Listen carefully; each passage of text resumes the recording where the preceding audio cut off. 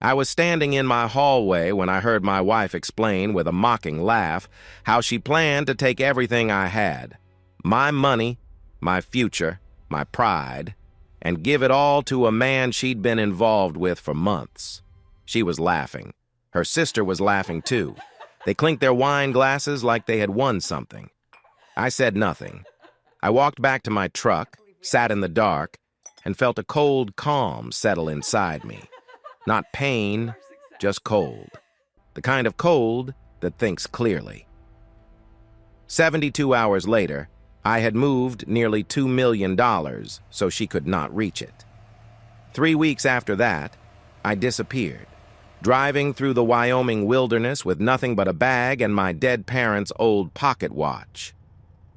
6 months later, I was hurt, trapped in a remote canyon, facing her with a gun, while the man who once said he wanted to hurt me was lying near me, asking me not to let her get what she wanted. This is the story of how I lost everything I thought was important and found all the things that really mattered. Another boring day with endless spreadsheets. How many can one person look at? I loosened my tie as I got on the highway, happy to finally leave the bright, harsh lights of Meridian Oil Corp. The slow traffic in Austin gave me too much time to think about the long day spent with budgets and plans. At 28, I was already feeling like I was fading away behind a desk. Being in the middle of a company is the worst place. Too high to do real work with your hands.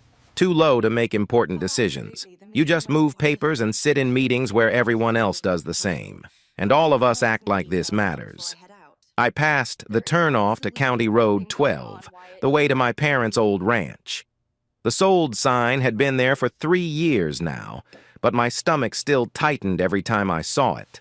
4 generations of Harlan family had worked that land. 4 generations of rough hands, cattle, and honest work in the Texas sun. Then my parents died in a rainy night crash, and within 6 months I sold everything, the house, the tools, the animals, the land, and turned 100 years of family history into $2 million in stocks. That guilt sat heavy on my chest like a stone I couldn't swallow. I took the money, bought a house in the suburbs, married my college love, and got a good job in oil. Exactly the opposite of what my father had taught me to value. He would have been ashamed. I was ashamed too. But Evelyn wanted to live in the city, and I wanted Evelyn. Somehow those things seemed more important than remembering the past. I looked down at my hands on the steering wheel. They were softer now than when I was 18. The roughness from working on the ranch was gone, replaced by the soft hands of someone who spent the day on a computer. In meetings, I hid my hands under the table, feeling shy about how different I had become from who I once was. I had light brown hair, was average height, and had an average build. Nothing special to see. Just another man in a tie driving through traffic home to a wife who had stopped working 6 months after we got married because she wanted to take care of the house. Taking care of the house seemed to mean shopping and visiting spas while I worked long hours. But I loved her at least. I thought I did. We had been together since college and married at 25. She was the one steady thing in my life after my parents passed away. So I did not complain about the credit card bills or that she was often not home when I called during the day. I just kept my head down and worked hard. Finally, the traffic cleared, and I arrived at our quiet street by 6:30. Miranda's red car was blocking the driveway. Evelyn's sister, probably dropping by for one of their wine and chat nights. I parked a little down the street, planning to surprise Evelyn by coming in the side door. Maybe we could have a nice dinner together, just the two of us, after Miranda left. I slipped in through the garage, grabbed a cold beer from the small fridge, and walked toward the kitchen.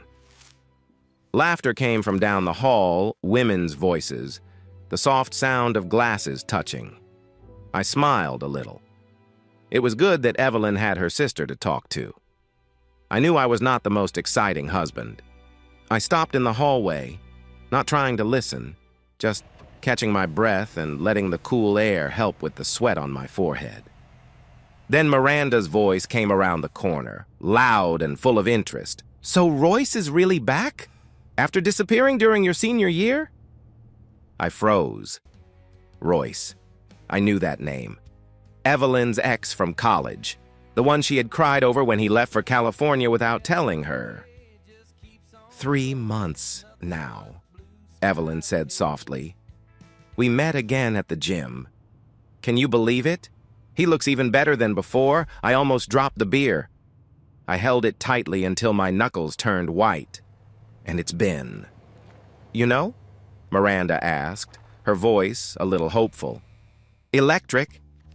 Evelyn laughed, and it was a laugh I didn't know young wild, not like the soft chuckle she gave me when I told jokes. "Better than college. He knows what he wants now, and what he wants is me."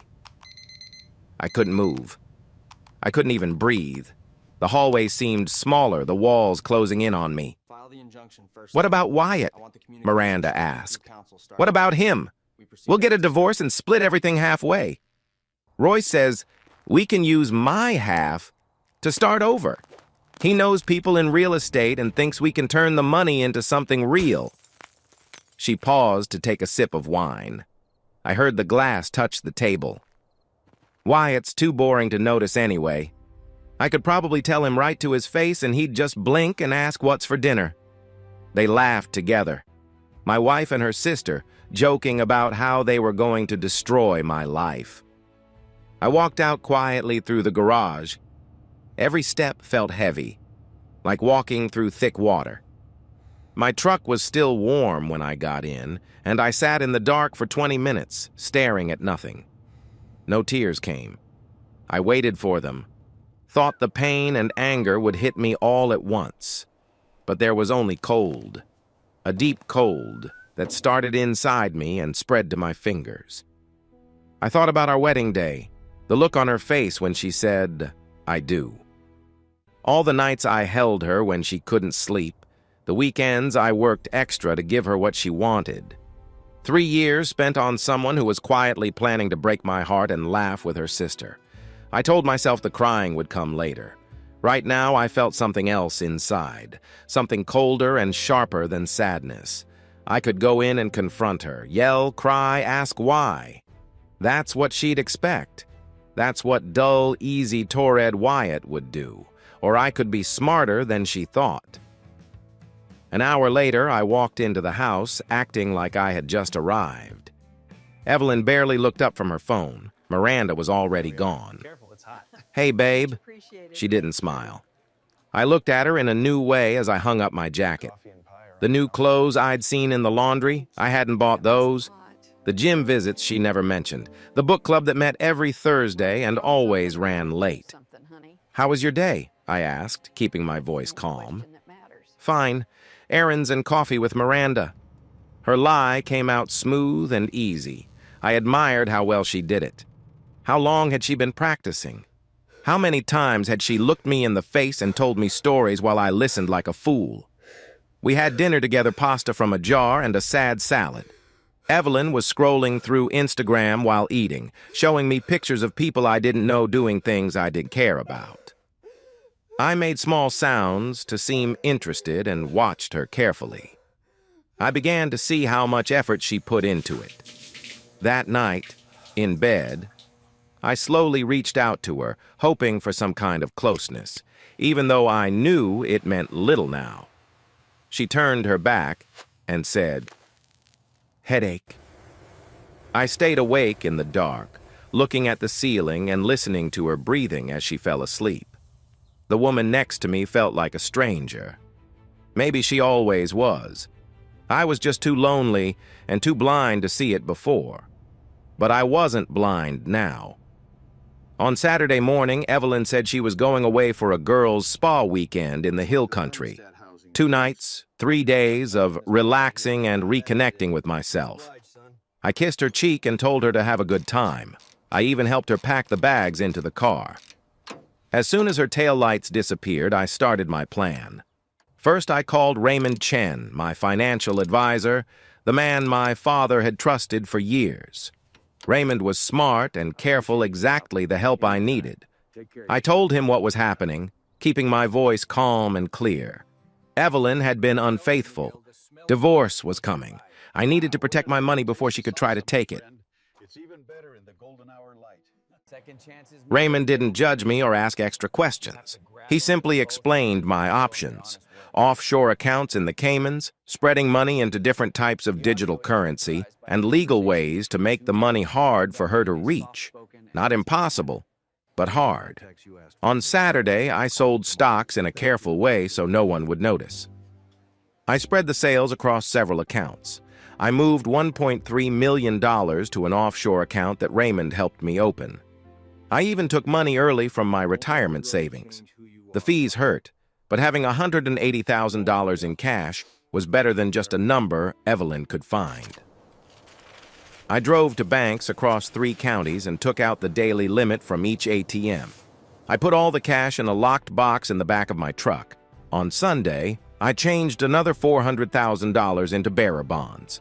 I put those in a safety box under my mother's maiden name. In the joint checking account, I left only $8,500, the amount needed for 1 month's mortgage payment. A small kindness, or maybe a small act of cruelty. I wasn't sure anymore. That night, I packed a bag. Just one duffel. Simple work clothes, my father's pocket watch, my mother's Bible, and old photos of my parents on their wedding day and holding me as a baby.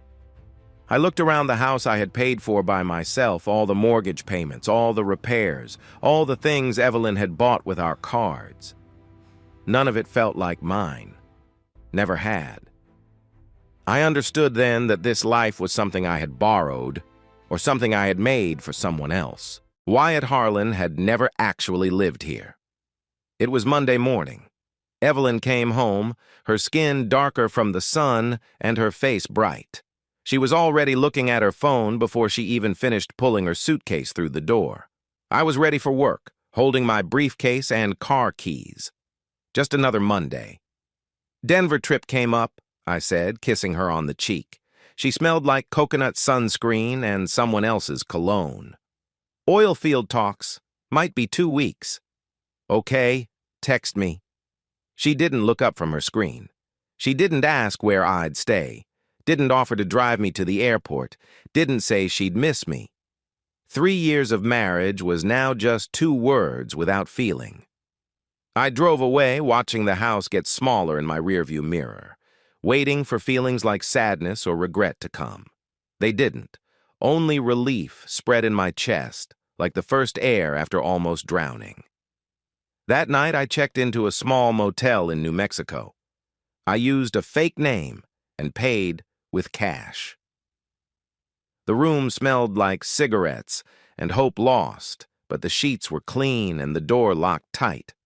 I used a burner phone to call my lawyer. Divorce papers were ready with proof-attached screenshots from Evelyn's open phone that I took the night before her trip to the spa.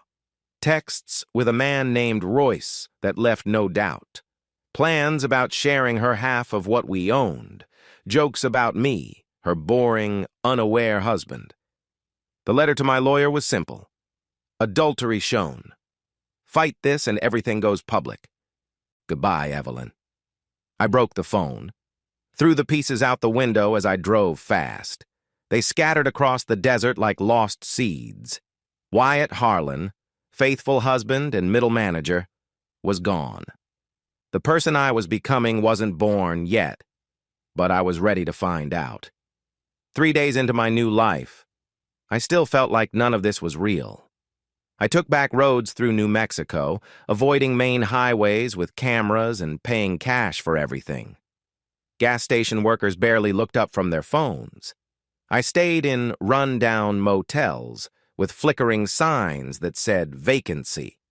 The night clerks asked no questions if the bills were new and crisp. I grew a beard for the first time in my life, something Evelyn never liked, and the man in the mirror looked less like Wyatt every day. Near Roswell, I stopped at a spot where you could see far into the desert. I sat on the front of my truck, watching the sun color the sky orange and red. I took off my wedding ring and held it up to the light. 3 years now, just a small circle of gold that once cost me 2 months of pay when that kind of money really mattered.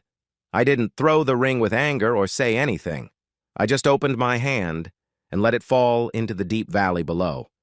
I heard something hit a rock once, then nothing at all.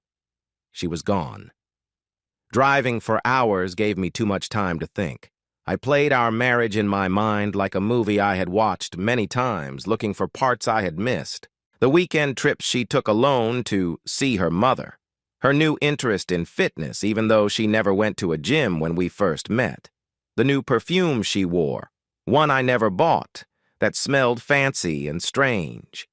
Had there been others before Royce? How many times had she lied to me while I just stayed quiet, like the dull, steady husband she told her sister I was? I stopped for coffee at a small diner in Gallup. It was the kind of place with red booths and a jukebox that looked like it hadn't been changed since 1987. A tired waitress named Doris, her name on her shirt, filled my cup again without me asking. Her face looked like she had seen everything twice and didn't get surprised anymore. She looked at me for a little longer than needed. "You have the look, honey," she said.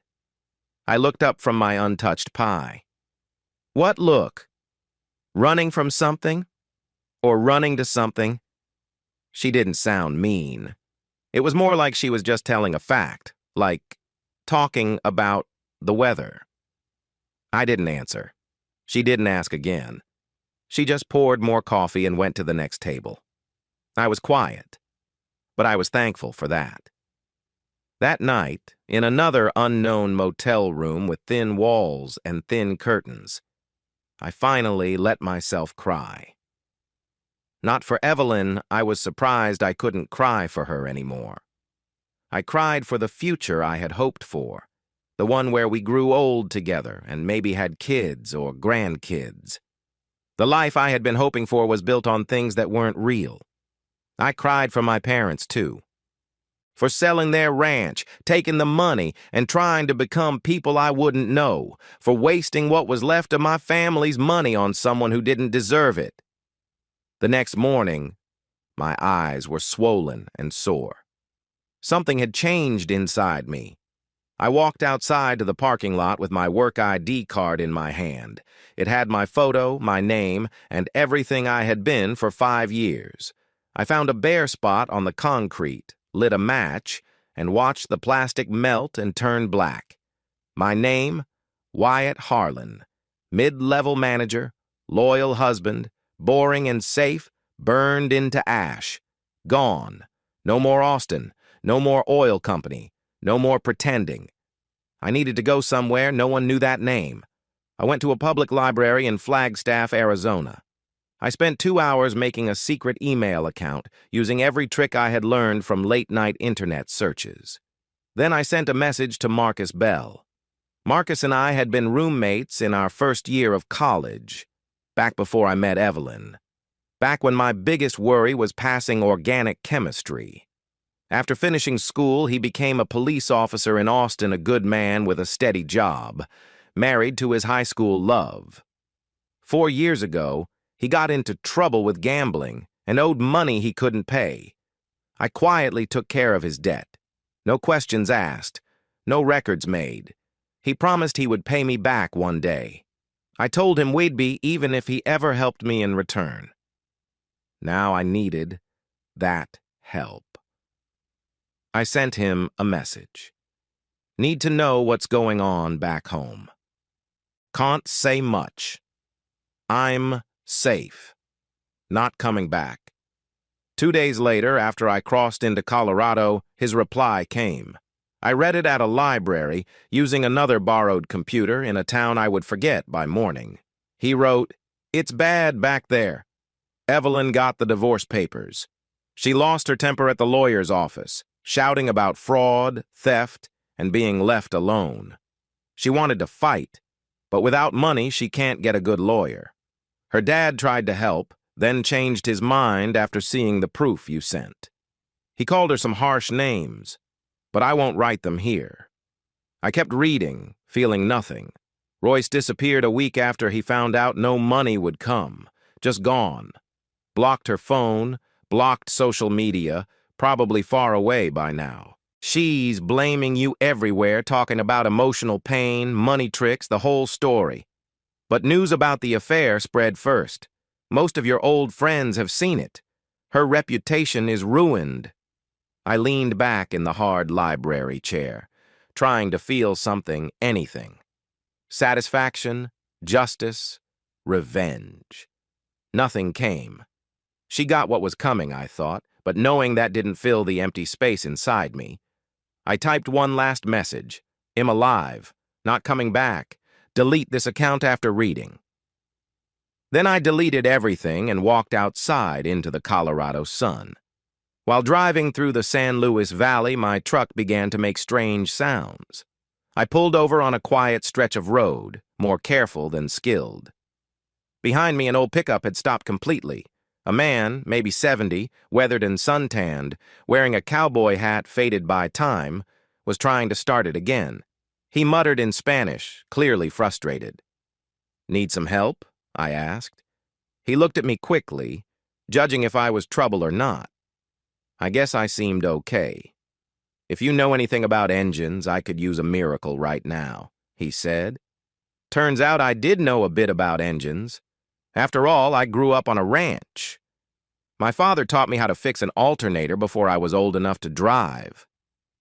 I trusted my hands to remember, and in less than 20 minutes, I had the old truck running again. The man I met was Miguel Vargas. He was 72 years old.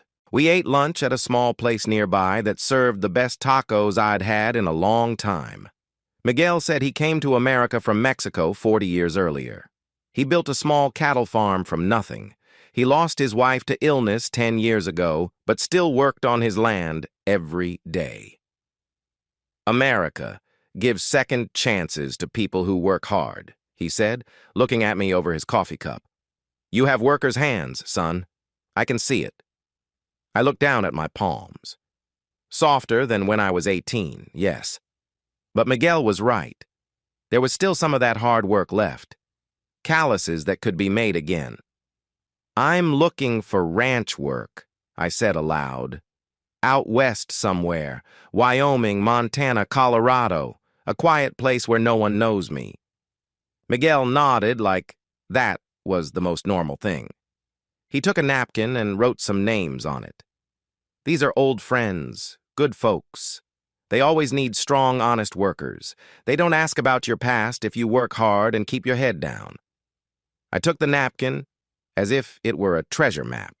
5 names, 5 phone numbers, 5 chances. "Whatever you're running from," Miguel said, gripping my shoulder as we finished, "let the land heal you." That's what it did for me. That afternoon, I drove north with the napkin safe in my shirt pocket. One name stood out: the Bighorn Basin in Wyoming, far away from everything. That felt right. It had been 2 weeks since I left Austin. 2 weeks since I watched my old life disappear in my rearview mirror, feeling only relief. I crossed into Wyoming on a Tuesday afternoon. When I saw the welcome sign, something inside me loosened up. The land here was huge, bigger than Texas ever felt. The sky stretched wide and blue. Rolling fields met the mountains in the distance, like old giants resting but ready to wake. I rolled down the window and breathed deeply. The air was clean, cold, and somehow ancient. By dinner time, I reached a small town called Dusty Fork. A faded sign said the population was 847. It looked like the sign hadn't changed in decades. There was one main street with what you'd expect: a general store, a bar with a glowing beer sign, a white church, and a small diner with a hand-painted sign that said Rosie's Road Stop. The truck was coughing harder now. I was running low too, both the truck and me. 2 weeks of stress and too much coffee were finally catching up. I pulled into the small diner's gravel parking lot and sat for a moment, hands on the wheel, wondering what I was doing. Then I got out and went inside.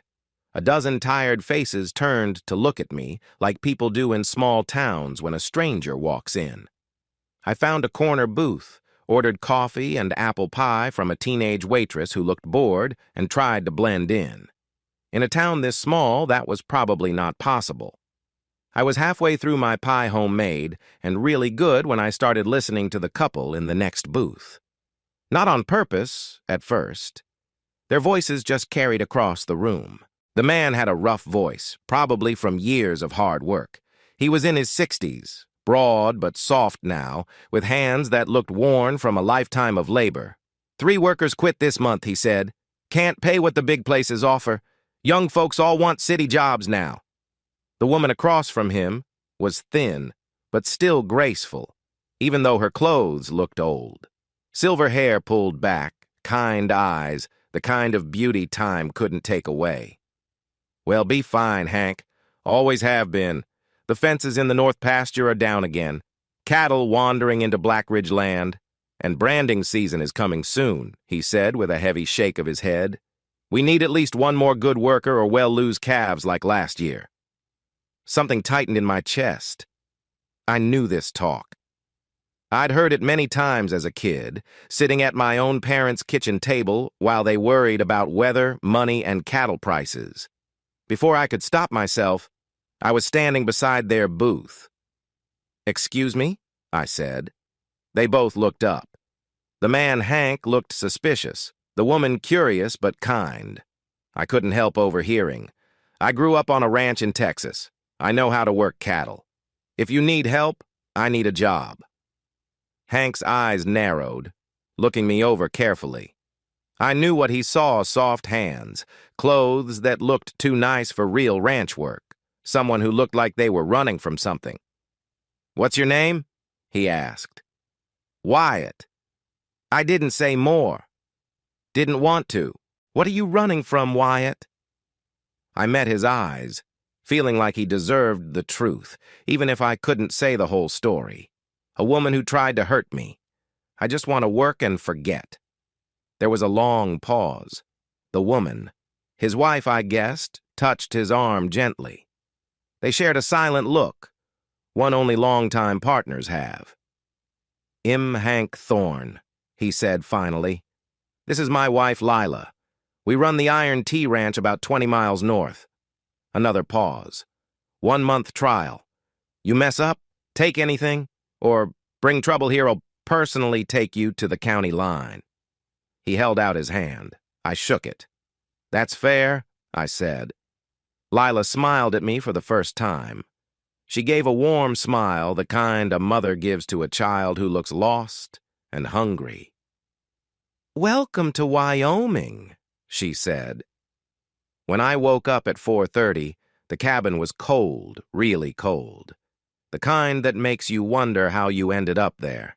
The wood stove had burned out during the night, and I could see my breath in little white clouds as I swung my legs off the cot. I didn't complain, not even once. The cabin was simple. 1 room with a cot against the wall, a small wood stove in the corner, a worn-out desk, and a basin with water so cold it made my teeth hurt. There was no running water or electricity except for a single bare bulb hanging from an extension cord plugged in at the barn. The outhouse was about 50 yards away, waiting for me no matter what weather Wyoming sent my way. It was a simple place, honest. A place I had earned, maybe more than I deserved. I got dressed quickly in the dark jeans, a flannel shirt, and work boots that were starting to feel like my own. I put my father's pocket watch in my vest pocket like I did every morning. I had carried it since the funeral. At first, it was because I felt guilty. Now, it felt like the only connection to who I had been. The main barn was already lit when I crossed the yard. Hank was inside, getting a big brown horse ready. His hands moved with years of practice. He looked up when I came in but didn't stop what he was doing. Thought city boys slept in, he said. My father would have been angry if I slept past dawn, I replied before I could stop myself. It was the first time I had talked about my parents since arriving. Hank paused for a moment, his hands still on the saddle strap. He didn't ask for more, didn't say sorry, didn't press me. He just nodded once and kept working. I was grateful for that, more than he knew. Then, he pointed to a horse watching us from nearby. "Saddle that one. Dusty. Let's see what you really know." I picked up a saddle blanket and went to the horse like my father had taught me, slowly and confidently, letting the horse see me coming. Dusty snorted once but didn't move away. I ran my hand along his neck, checked his back, then laid the blanket smoothly. Next came the saddle and the bridle. Each step felt like remembering a language I had forgotten. When I swung into the saddle, the leather creaked beneath me, and something inside me let go. It had been years since I'd been on a horse. I hadn't realized how much I missed it. Hank raised his eyebrows just a little, the first sign of approval I had seen from him. Not bad. "Come on." We rode out into the dark before dawn, following a rough path north toward the mountains. The sky was starting to brighten at the edges, stars fading one by one as the world remembered the sun was coming back. The iron T spread out before us as the daylight grew. 4,000 acres of mixed land, Hank explained while we rode. High prairie rolling toward the Bighorn foothills, creek bottoms thick with cottonwoods, pastures that had raised cattle for over 100 years. About 600 Hereford cattle, give or take. Not a large ranch by today's standards, but proud and full of history. "My grandfather started on this land in 1892, Hank said, stopping at a spot where we could see the whole valley below. 4 generations of Thorns have worked here since." He was quiet for a long moment, watching the light spread over his land. "There won't be a 5th unless things change." I didn't know what to say, so I stayed quiet. Sometimes silence is the only honest reply. Later that morning, I met Jeb Mercer at the equipment barn. He was fixing a tractor engine, elbows deep, mumbling under his breath in a voice rough like gravel. He was 71 years old, with a white beard, and his body looked tough like old wood that had faced many storms but never broke. I first noticed the Vietnam veteran tattoo on his arm, and then saw he was missing 2 fingers on his left hand. "Charlie's souvenir," he said when he saw me looking. He showed no shame or sadness, just fact. He looked me over with hard eyes, the kind that have seen a lot, and no longer get surprised. "Another runaway," he said. "We get a few like you. Most don't last a week out here. I'm not most. Well, see." He put me to work on the tractor, asking me questions that seemed casual but really tested what I knew.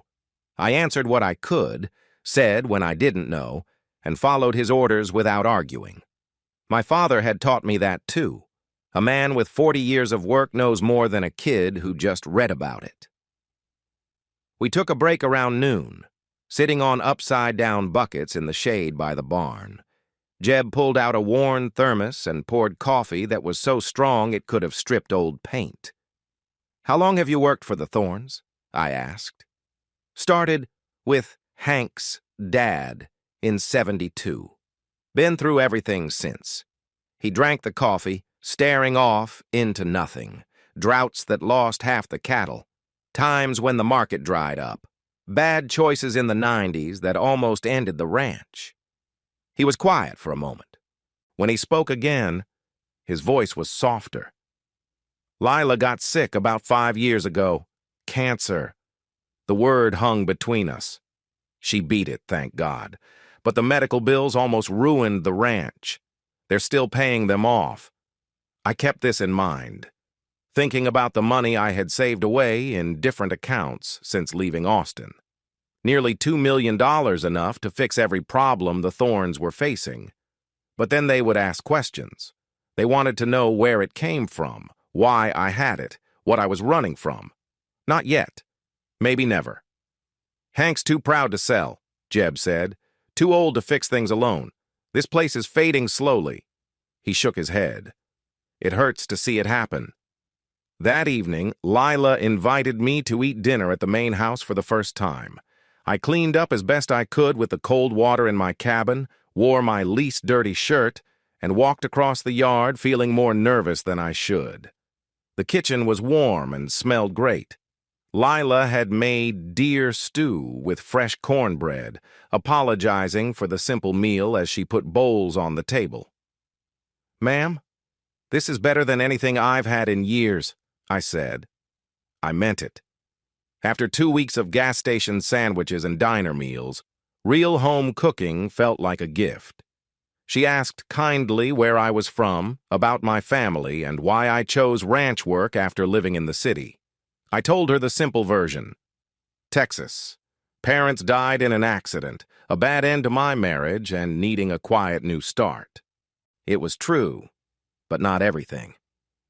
"I married Hank when I was 19, Lila said, filling my bowl again without asking. "Never wanted any other life, even when things got tough. This land gets under your skin." She talked about their kids. Amelia, 28, a vet working in Montana. Travis, 34, who ran the nearby ranch he had from Hank's brother. Her voice changed when she spoke of Travis careful, like she was walking on thin ice.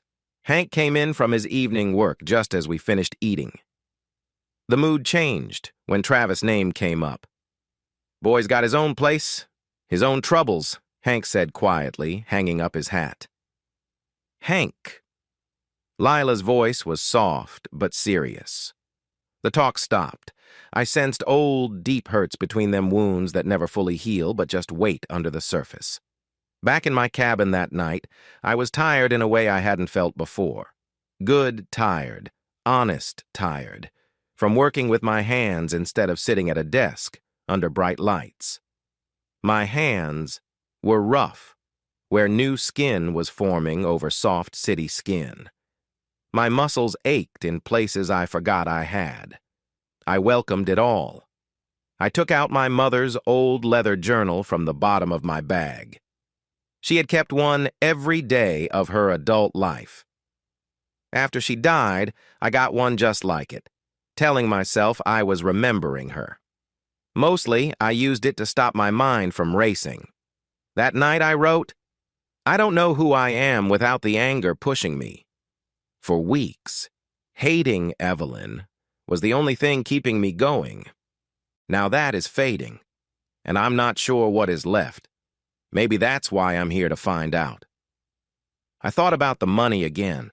Nearly $2 million hidden in secret accounts and bonds enough to change this struggling ranch overnight. But money like that always brings questions. And stories I wasn't ready to share. That night I slept better than I had since leaving Austin.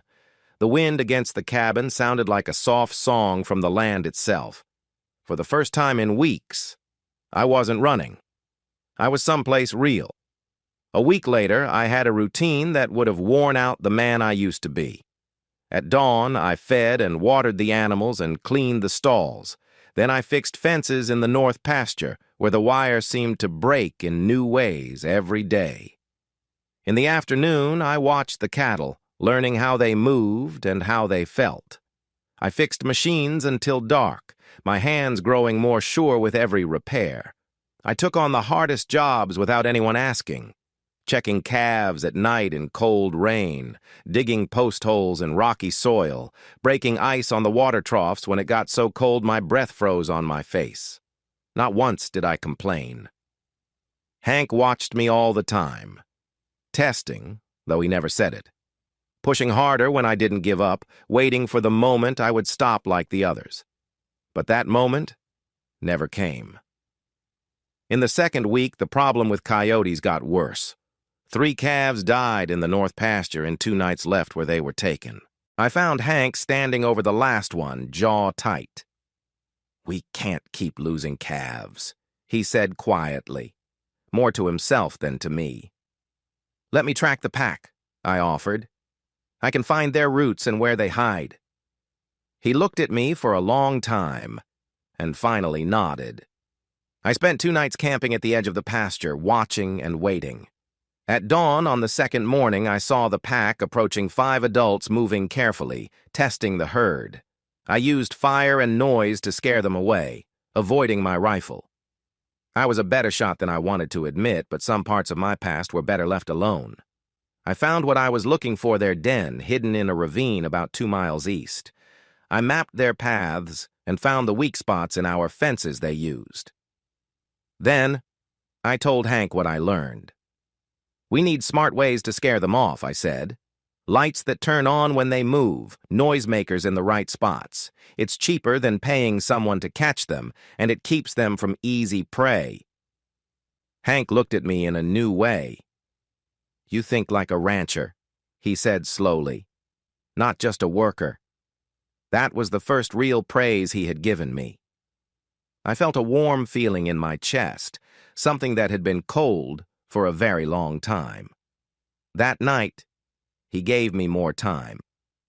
"You can stay through the summer. Well, see what happens after that." Progress. Real progress.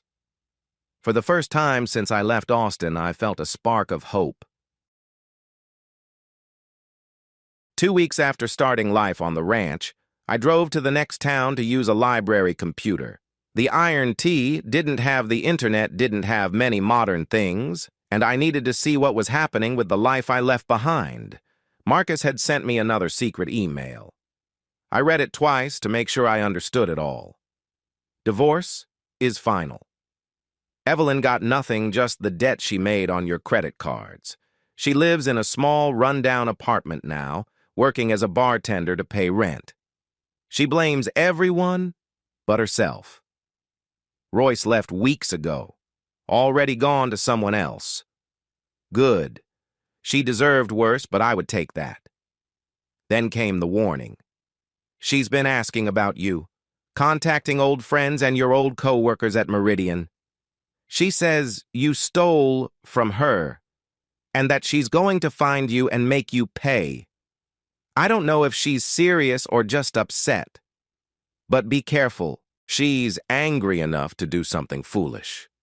I deleted the message, cleared the computer's history, and drove back to the ranch. I should have been more careful. I should have watched my back. But Wyoming felt like a different world, 1,000 miles away from Austin, from Evelyn, and from who I was before. She couldn't reach me here. At least that's what I told myself. The sun was setting as I reached the long driveway to the Iron T. The mountains glowed gold and purple, and the huge sky stretched above them. Far away, a coyote howled, not one from the north pasture, but a wild animal calling to others like it.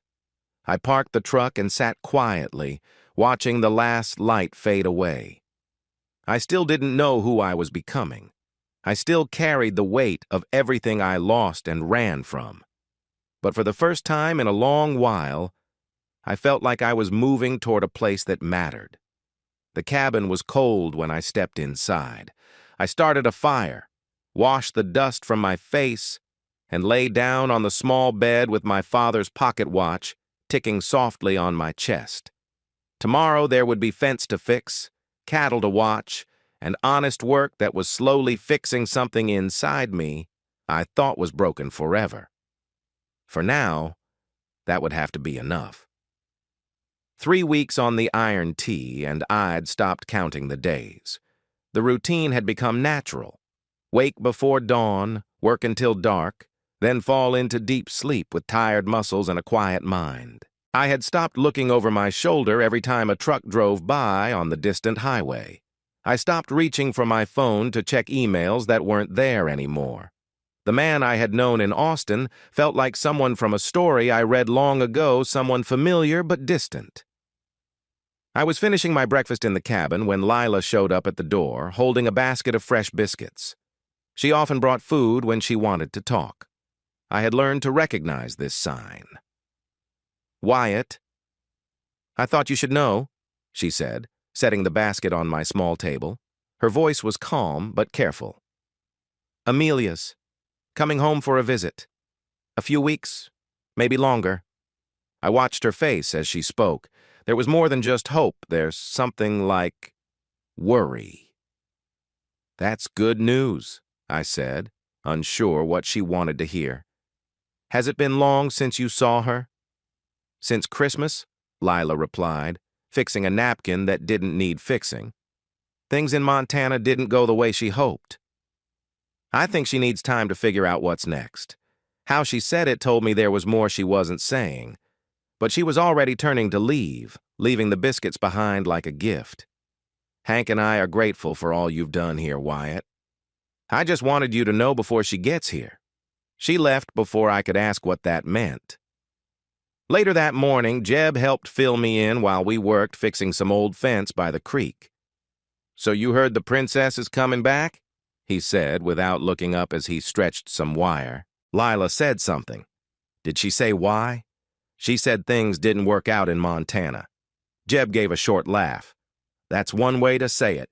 He hit a post harder than he needed to. She finished vet school at the top of her class. Smart as they come. She got engaged to some professor up there, seemed like a good match. Then about 2 months ago, it all fell apart. I waited. Jeb didn't talk much unless you gave him the space to do it his own way. Nobody knows exactly what happened, he went on. She came home for a weekend 6 weeks ago, but she wasn't the same. Something in her eyes. He shook his head. She's always had fire in her. Too much for most people to handle. So you're warning me? Just telling you what I know. He finally looked at me. Amelia doesn't trust strangers, especially men. Don't take it personal if she's cold. That night, things felt different in the house. Lila cleaned with a kind of fierce energy, scrubbing places that were already clean. Cooking dishes I knew from stories about Amelia's childhood favorites. Hank had become quieter than usual. I often saw him staring out the windows, his jaw clenched like he was trying to figure something out but couldn't say it. After dinner, one evening, I found him alone in the barn, looking over some horse gear that didn't really need fixing. "Wyatt," he said with a nod but didn't stop checking the bridle. "It's getting dark. You should rest. I just wanted to make sure the horses were settled."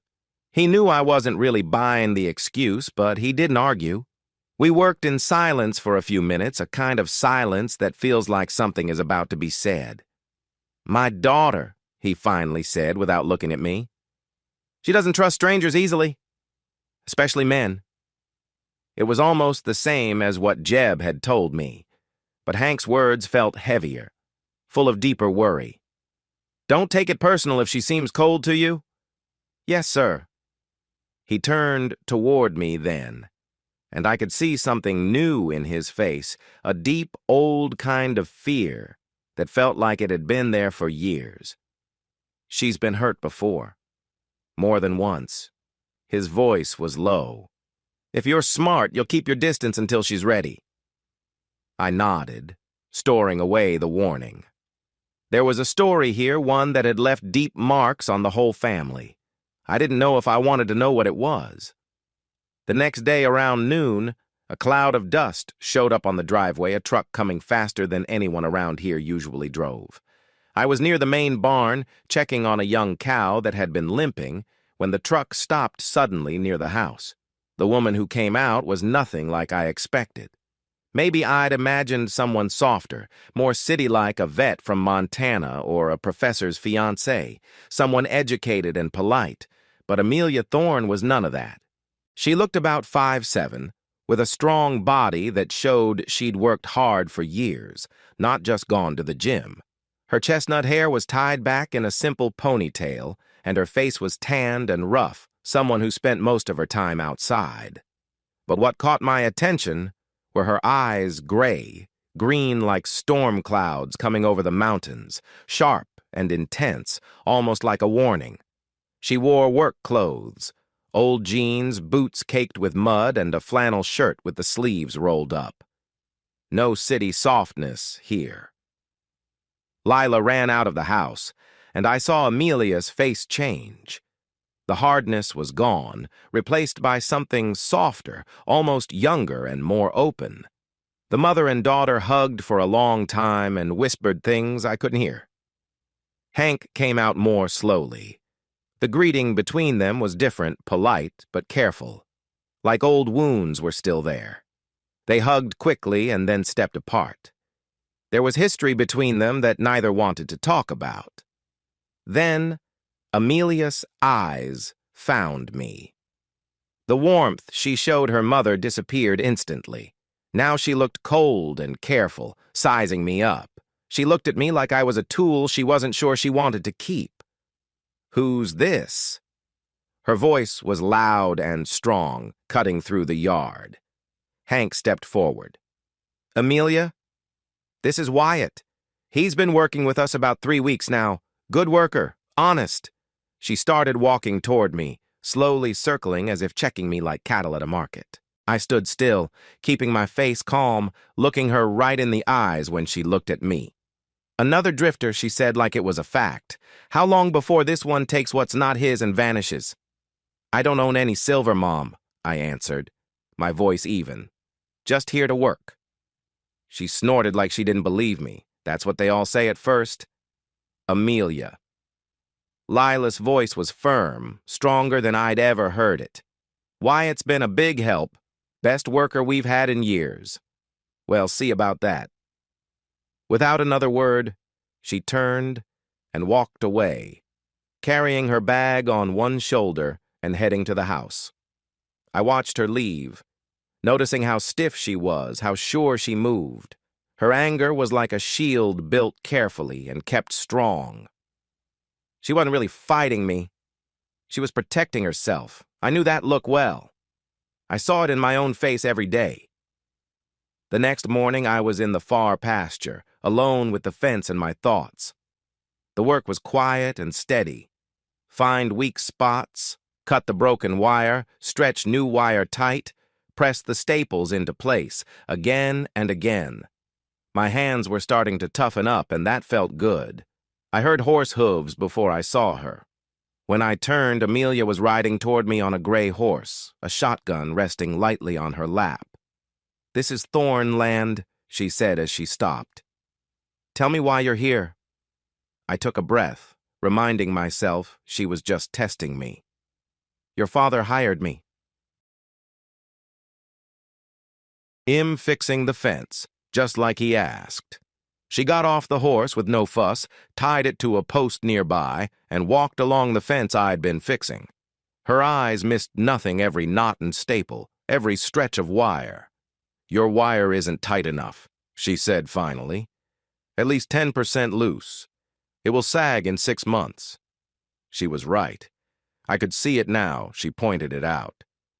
"Show me," I said.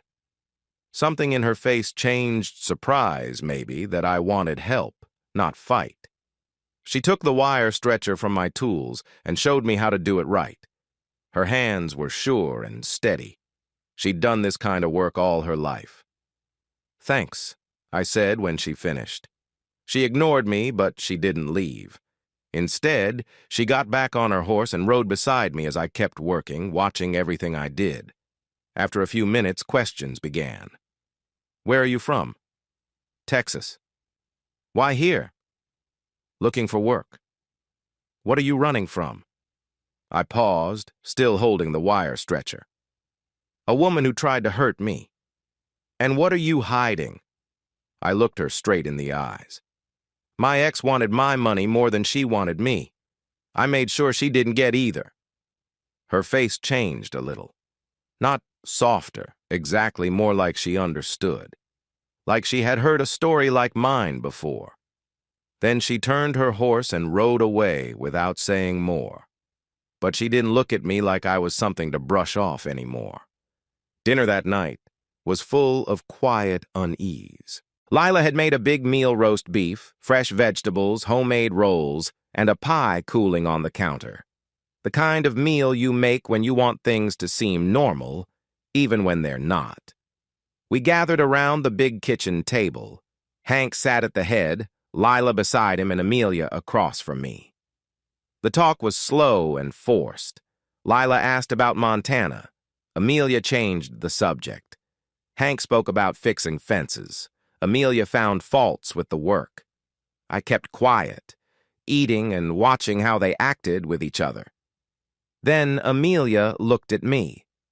"So, Wyatt," she said, leaning back with her arms crossed, "what did you do before you became a ranch hand?" "Worked for an oil company, mid-level manager, mostly handled paperwork and meetings." "Anyone I could call to check on you? Someone to prove your story?" "No." "No past bosses, co-workers, no one to support what you say?" "No." "That's pretty convenient if you have nothing to hide." Hank put his fork down. "This man saved us 20 calves from coyotes by himself. Works harder than anyone I've hired in years." "For now," Amelia said, not giving up. Lila stepped in and changed the topic. "Amelia, have you thought about what's next for you? Will you start your own practice or stay here in Wyoming?" "I'm still thinking," Amelia said, her voice cold. "Stop pushing me." We finished eating in silence, full of tension. Afterward, I helped Lila wash the dishes while the others went their ways. She washed. I dried. The simple routine was calming, a feeling I hadn't had in a long time. "I'm sorry about Amelia," Lila said quietly, not looking up. She usually is like that, but she has reasons. Jeb and Hank both warned me. Did they tell you why?" "No, Mom. Just that she's been hurt." Lila stayed quiet for a long moment, her hands in the soapy water. "Amelia had a bad experience with a man before college, someone she trusted." Her voice was very soft. "She doesn't trust easily anymore. Please be patient with her." "I will," I said, and I meant it. The next morning brought a new problem. I was in the equipment barn changing the oil on one of the ATVs when I heard a truck speeding up the driveway. It was Amelia's old dusty pickup. This one was newer, shiny, and fast. Travis Thorne got out like he owned the place. I knew from Lila that he was 34, but he acted like he had been fighting the world since he was born. He was broad-shouldered, rough-looking, and had a permanent angry look on his face. He didn't knock on the main house door, he'd just walked in. After about 30 seconds, I heard shouting. By the time I got to the kitchen, things were already bad. Travis stood in the middle of the room, pointing at me. "Who is this? Heard you got a new drifter here." Hank stepped forward, standing between Travis and me. "Wyatt is my worker, Travis. Stay out of other people's business for once." "Your business is my business," Travis shouted. "Or did you forget him here? Forgot you have a son working hard on the land you gave me, while you treat hired people better than your own blood?" Lila tried to say. "Don't Travis me, Mom," he snapped. "I'm tired of it. Tired of being invisible. Tired of Amelia being the favorite while I'm ignored." He quickly turned to his sister, who had just appeared in the doorway. "And you? Coming back from Montana with your tail between your legs, and now it's all about poor little Amelia again. Leave before you make a fool of yourself," Amelia said coldly. "Or what? You'll run away again? That's what you're good at, isn't it?" The room burst into noise, everyone talking at once. Years of hurt and anger came out like a flood. I stayed quiet by the wall, trying not to be seen. Then Travis faced me. He stepped very close, and I could smell the alcohol on his breath. "And you," he said, "am watching you, drifter. Make one wrong move and you'll wish you'd never come here. Travis, that's enough." Hank's voice was firm. "It's never enough, is it, Dad? Not for me. Never for me." Travis stormed out, slamming the door hard. Seconds later, his truck sped down the driveway, kicking up dust and gravel. The house was very quiet after he left. That night, I sat on the porch of my cabin, watching the stars come out one by one. The fight with Travis kept playing in my head. There was so much pain in that room, so much history I didn't understand. It felt like walking into the middle of a war without knowing why it was happening. I heard footsteps, quietly coming through the dark. When Amelia stepped out of the shadows, she held 2 bottles of beer but didn't say a word. I just sat down on the porch steps. She handed me one of the bottles and opened her own. We drank quietly, watching the wide Wyoming sky fill with stars. The Milky Way stretched above us like a bright river, clearer than I had ever seen it back in Texas. "Travis isn't always like that," she said after a while. Her voice was softer now, less sharp than before. "He has his reasons to be upset." "Everyone does," I answered carefully. "That doesn't make it any easier when you're on the receiving end." She looked at me then, really looked. I saw something new, curiosity, maybe even a small start of respect. "No," she said quietly. "I guess it doesn't." She finished her beer, put the empty bottle on the step, and stood up. "Good night, Wyatt." "Good night." She walked into the dark, and I stayed there for a long time afterward, thinking about pain, walls people build, and how slow and hard it is to learn to trust. Something had changed between us that night. Not yet friendship, not yet trust, but a chance. And after all I'd been through, a chance felt like more than I deserved. 2 weeks had passed since Amelia came back, and life on the ranch was changing in ways I was still trying to understand. She had taken over the old equipment barn by the creek, the one that hadn't been used for years, and turned it into a small animal care spot. Nothing fancy. Just a clean concrete floor, some lights hung up with extension cords, and strong tables she had made herself from old wood. The news spread through the valley faster than I thought it would. Neighbors began to bring her sick calves, horses with sore legs, and dogs that had gotten hurt from thorns or bushes. Amelia took care of them all with skill that made me realize I had judged her all wrong. I watched her work whenever I could find a reason to be nearby. She was different with animals than with people, softer, more patient, her voice low and calm, like a quiet song that made scared animals settle. The same woman who had treated me with suspicion now became someone else entirely when she was caring for a trembling lamb or a restless young horse. I was fixing a harness in the main barn when Jake Hendricks drove up with a horse trailer. Jake lived about 15 miles east. He was an older man in his 60s who had known the Thorns for many years. His face looked serious as he backed the trailer toward Amelia's little clinic. "Wild colt," he told me as I helped open the gate. "Found him out on public land about a month ago. Young and alone, from what I can tell. Tried to calm him myself, but..." He shook his head. "That horse is wild. Won't let anyone get close. Figured Doc Amelia might have some ideas before I have to put him down." The young colt burst out of the trailer as soon as the gate opened.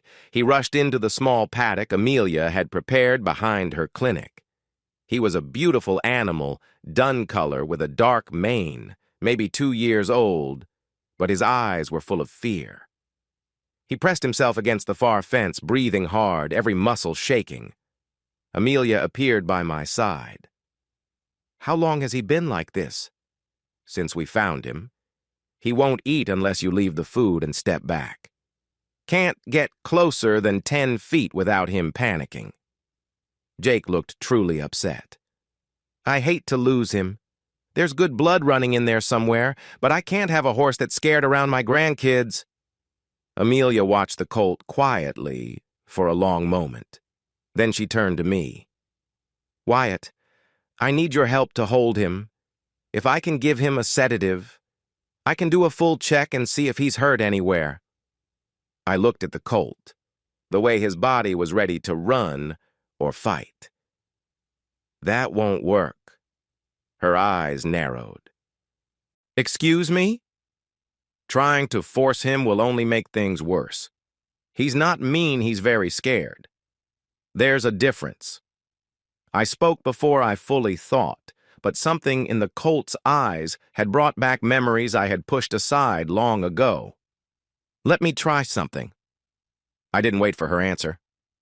I opened the paddock gate and went inside, moving slowly, keeping my hands low and my body loose to seem less threatening.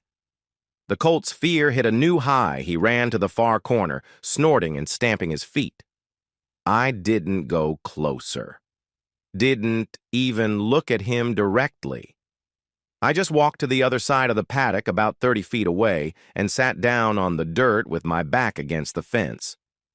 "Wyatt, what are you—" Amelia began. "Just give me some time," I said. Then I waited. The first hour was the hardest. The colt didn't stop watching me, didn't stop shaking. I kept very still, letting him get used to my presence, my smell, the sound of my breathing.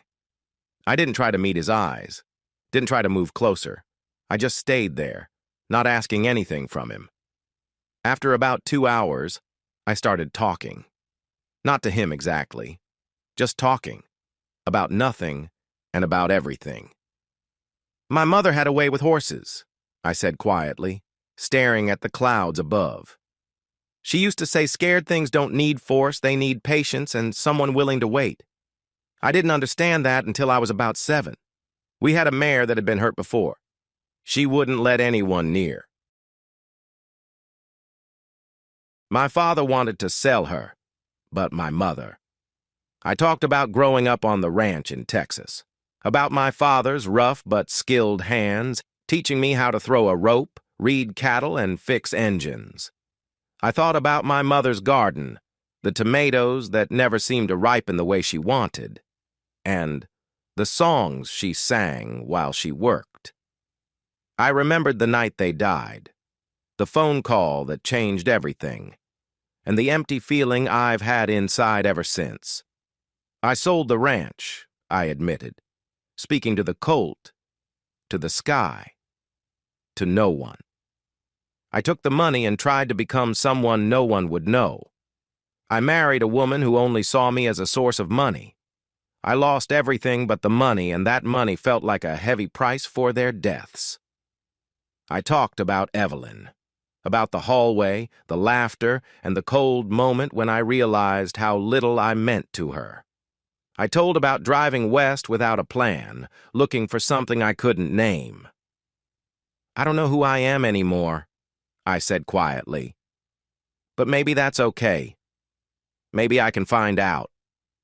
The colt had stopped shaking, though I hadn't noticed when.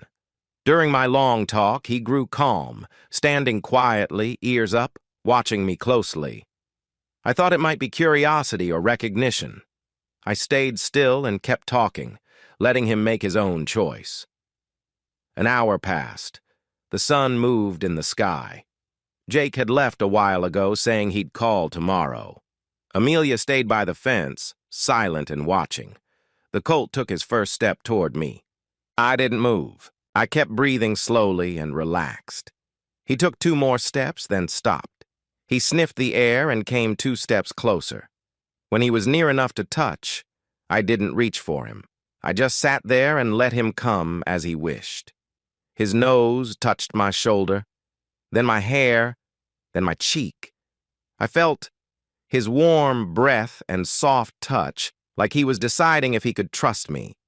I slowly raised my hand to show I meant no harm and touched his muzzle. He flinched, but didn't run. I gently stroked him, speaking quietly, feeling his tension fade.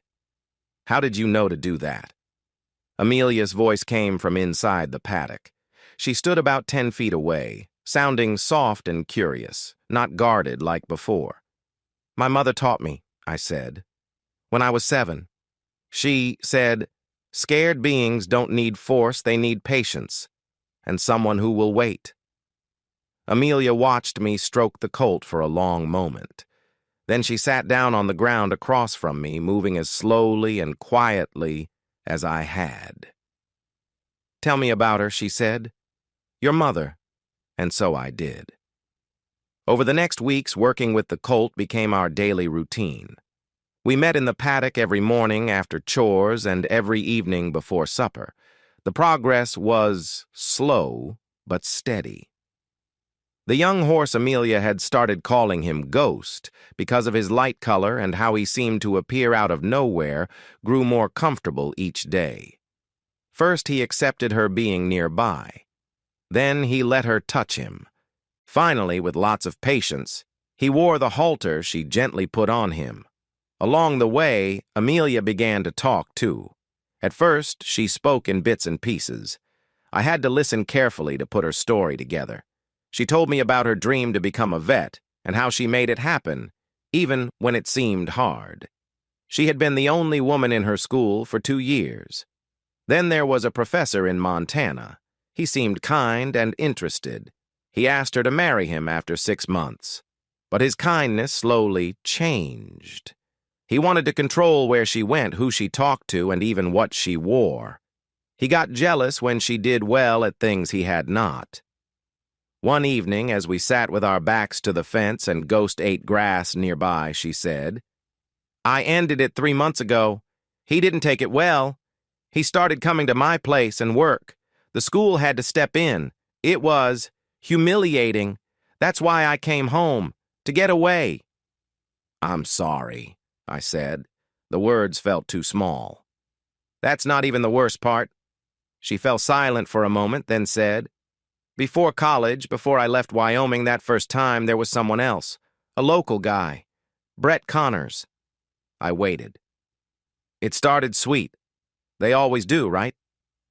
Her voice sounded empty. Then it became controlling. Then it got worse. I was 19 and foolish, and I told myself it was love. She laughed, but it wasn't happy. "Travis found out. Found me when I couldn't hide the marks anymore. He almost hurt Brett very badly. Brett was in the hospital for 2 weeks. Travis spent 3 months in jail because of it." The pieces fit together. Travis's angry protectiveness, Hank warning about men hurting his daughter, the family acting carefully around a hurt that had never fully gone away. "That's why he treats me badly," I said slowly. "He thinks every man he doesn't know is another Brett." "Can you blame him?" she asked. "No." I looked at her. "But I am not Brett. I am not your professor.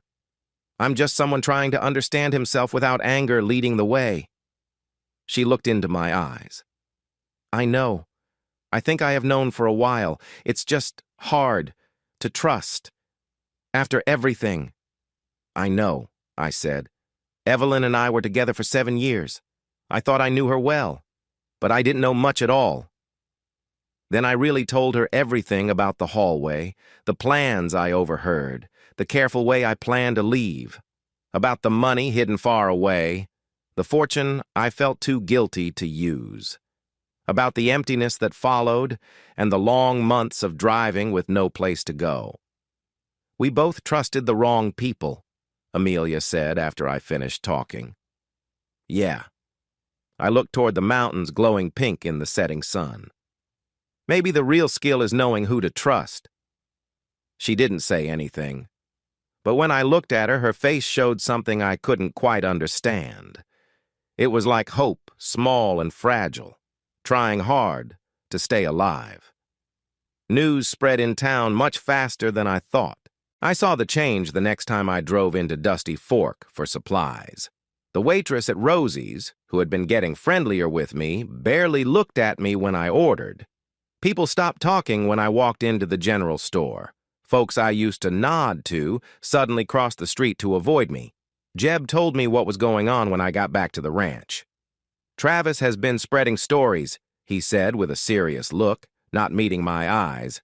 "He's telling anyone who'll listen that you might be running from the law, that you took money from your last job, that you could be dangerous." He spat on the ground. People believe him. I felt a hot rush of anger. After all the good things I had done solving the coyote problem, fixing fences, helping save calves, Travis was turning everyone against me from far away. I found Hank in the barn and told him straight, "He'll leave if I'm causing trouble for your family. You don't need the town looking at you with suspicion because of me." Hank put down the bridle he was cleaning and looked at me for a while. Son, if I believed all the things Travis has said about people over the years, I would have shown myself the door a long time ago. His voice was steady. You're not going anywhere. That helped a little.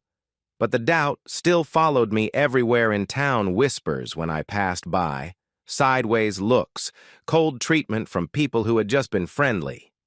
I was an outsider again, marked and watched. Only time and showing who I really was might change that, if anything could. Amelia started asking me to take evening rides with her officially to check the far fields before it got dark, but mostly so we could talk quietly. After dinner, we'd saddle up and ride into the wide Wyoming twilight. She showed me her favorite places, the ones she had found during years of exploring. There was a hidden canyon where she played as a child, pretending to be pioneers with rock shapes perfect for forts. A creek where her grandfather taught her how to fish. The water was cold and clear, still full of trout. And a tall hill in the northwest corner of the ranch, where on clear days you could see into 3 different counties. I used to come here when I felt scared, she said one evening. We sat together on that hill, watching the sun dip behind the mountains. When Brett was, when things were hard, I would come up here and pretend I could see far away, all the way to a safe place. I told her about the money then, all of it the exact amount, where it was hidden, and why I hadn't used it since I left Austin. Almost $2 million, I said, sitting in offshore accounts and bonds, not doing anything. I could buy a ranch of my own, start fresh where no one knows me. But it feels like money that came from something sad.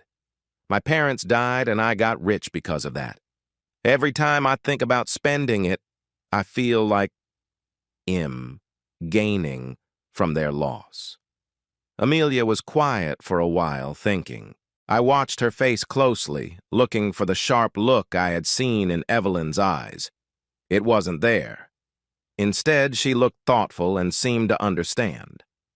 Money is not good or bad by itself, she said at last. It only matters what you choose to do with it. Maybe you're right. I looked out over the land below us, this place that was starting to feel like home. When I figure out who I am without the money, then I'll decide what to do with it. She reached out and touched my arm briefly before we headed back. It was a small gesture, but it warmed a part of me that had been cold for a long time. After 3 weeks working together on Ghost, the colt was finally ready.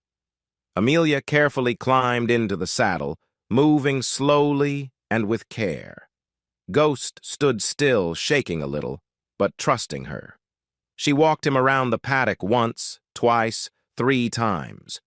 By the 4th time, he stopped shaking.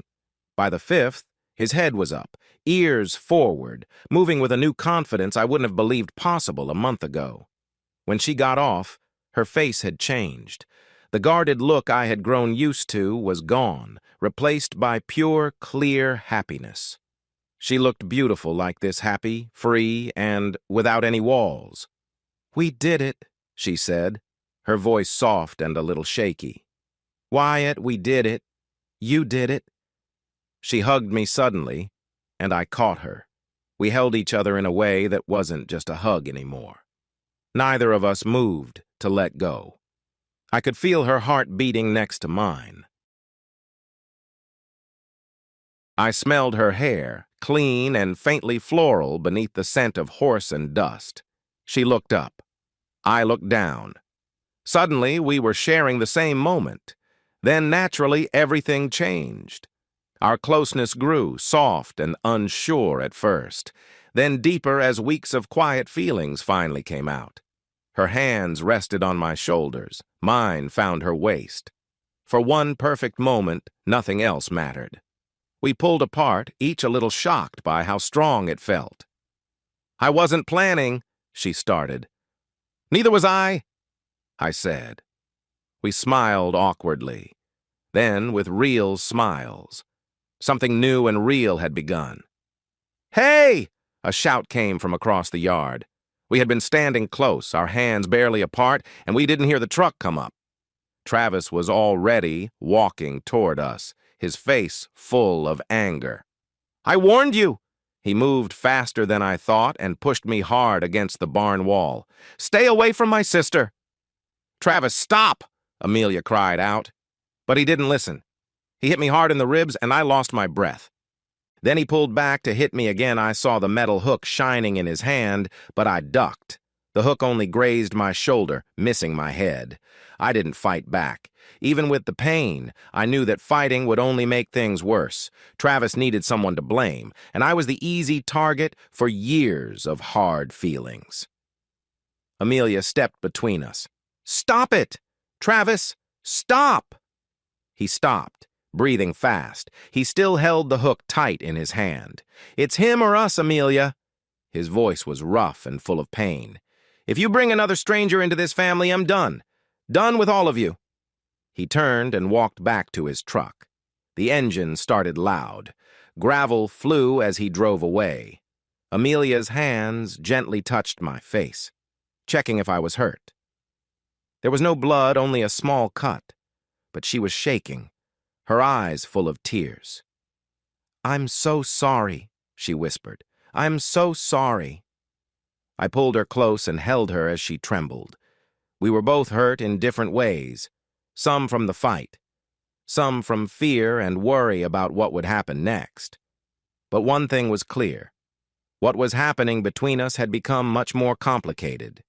The attic stairs creaked under my weight. They felt old and weak, like they hadn't been used much in a long time. Dust floated in the thin light coming through one small dirty window. I had to bend my head to avoid hitting the low roof beams. Lila had mentioned the attic project at breakfast, years of things piled up and out of control. Stairs that were hard for her to climb now, and boxes that needed to be sorted before winter made the attic even colder. Hank was glad when I said I would do it. Another job on the ranch that seemed to never end. I had been working for 3 hours, digging through years of family history. Old furniture covered with sheets looked like quiet shadows. Boxes of Christmas decorations were marked with faded writing, "Amelia's first ornaments, Travis age 6. Cardboard boxes were full of old papers, tax records, receipts, and bills showing how the ranch had been struggling over the years. The photos were the hardest to look at. Box after box of pictures, some in albums, but most loose and scattered everywhere. Hank and Lila were young and full of hope, standing in front of a barn that looked freshly painted. I saw children I knew, Amelia and Travis, smiling with missing teeth, frozen in happy summers that had long gone by. I set those pictures aside gently. They deserved to be treated with care. In the far corner, behind a rolled-up old carpet, was a wooden trunk. It looked old and had brass parts that had turned green over time. A rusty lock hung on it, the kind that seemed to hold secrets, not just keep things safe. I almost left it there. Maybe I should have, but something about it bothered me. It sat pushed into the darkest corner, with no other things stacked on top, like the family gave it space for years. The lock was so old it broke when I used a screwdriver. The lid opened with a low creak, like a quiet warning. Inside, I found letters tied with a faded blue ribbon. There were also legal papers in folders and photos, pictures of a young woman I didn't know. She had dark hair and strong eyes that seemed full of life. In many photos, she held a baby. I took the first bundle of letters and untied the ribbon with hands that shook a little, though I wasn't sure why. The first letter started, "My dearest Eleanor." The handwriting was neat and careful, Hank's, I realized, writing when he was younger, but it looked like him. I know I should have come to you today instead of writing, but I couldn't find the words when I looked at you. Everything comes out wrong when I try to speak. I kept reading, feeling more like someone who wasn't supposed to see this part of their life. Our son grows stronger every day. I watched him through the window yesterday you were singing to him, and I swear he smiled. He has your eyes already. I see you in every part of him. The letters were dated over about 18 months, starting 35 years ago. The numbers in my head joined together in a clear, sad way. 35 years ago, Travis was born. The woman in the photos wasn't Lila. The baby was Travis. I kept reading even though part of me told me to stop and close the trunk. The letters spoke of feelings and regret, of secret times and hard promises. Hank wrote about wanting to leave Lila, but also about why he could not. Eleanor answered with her own letters. Her writing was looser and full of emotion, begging him to decide, then slowly accepting that he wouldn't. The last letter was different. Written by another hand, I saw it was Lila's. Hank Eleanor passed away this morning. Problems from the birth. The doctor said there was nothing we could do. She asked me to take care of him. She asked me to raise him as my own. I will. God help me. I hate you for what you did to all of us, but I will love this child. He didn't deserve any of this. Don't ever speak to me about her again. I sat there in the dust and silence, holding a family's pain in my hands. Suddenly, everything about Travis made a terrible kind of sense. The anger he always showed, the way he needed to prove himself, the way he seemed to be fighting for something he couldn't quite understand. Somehow, he had always known he didn't fully belong. I carefully put the trunk back together, closed the lid, and carried it down the narrow stairs. My ribs hurt where Travis had hit me, but that pain felt far away. Not important compared to what I was about to do.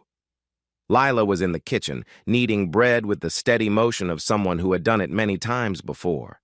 When she saw me enter with the trunk, she froze. Her hands stopped moving. Her face turned pale. "Where did you find that?" she whispered. "In the attic." "The far corner," I said. I set the trunk on the kitchen table between us. "Lila, I'm sorry. I didn't know what was inside until I opened it." She looked at the trunk as if afraid it might hurt her. Slowly, she sat down and covered her face with her flour-covered hands. 35 years, she said softly through her fingers. 35 years I kept that hidden. I pulled out a chair and sat across from her, waiting. This was her story to tell, not mine. When she looked up, her eyes were red but dry. Eleanor was beautiful. I hated her for that. I hated her for being young and alive, everything I wasn't anymore. She gave a bitter laugh. We'd been married 15 years. I thought we were solid. Turns out being solid isn't the same as being happy. You don't have to. Yes, I do. She stopped me firmly. You've seen it. You deserve to know. Her story came out slowly, like broken pieces she had carried in her heart for a long time. Eleanor was the daughter of a ranch worker. She was barely 20 when Hank noticed her. That year, Lila and Hank barely spoke a bad drought, bad money problems, debts growing worse. Their marriage had grown cold in the ways marriages do when people stop trying. "I knew," Lila said quietly. "I knew almost from the start. A wife just knows.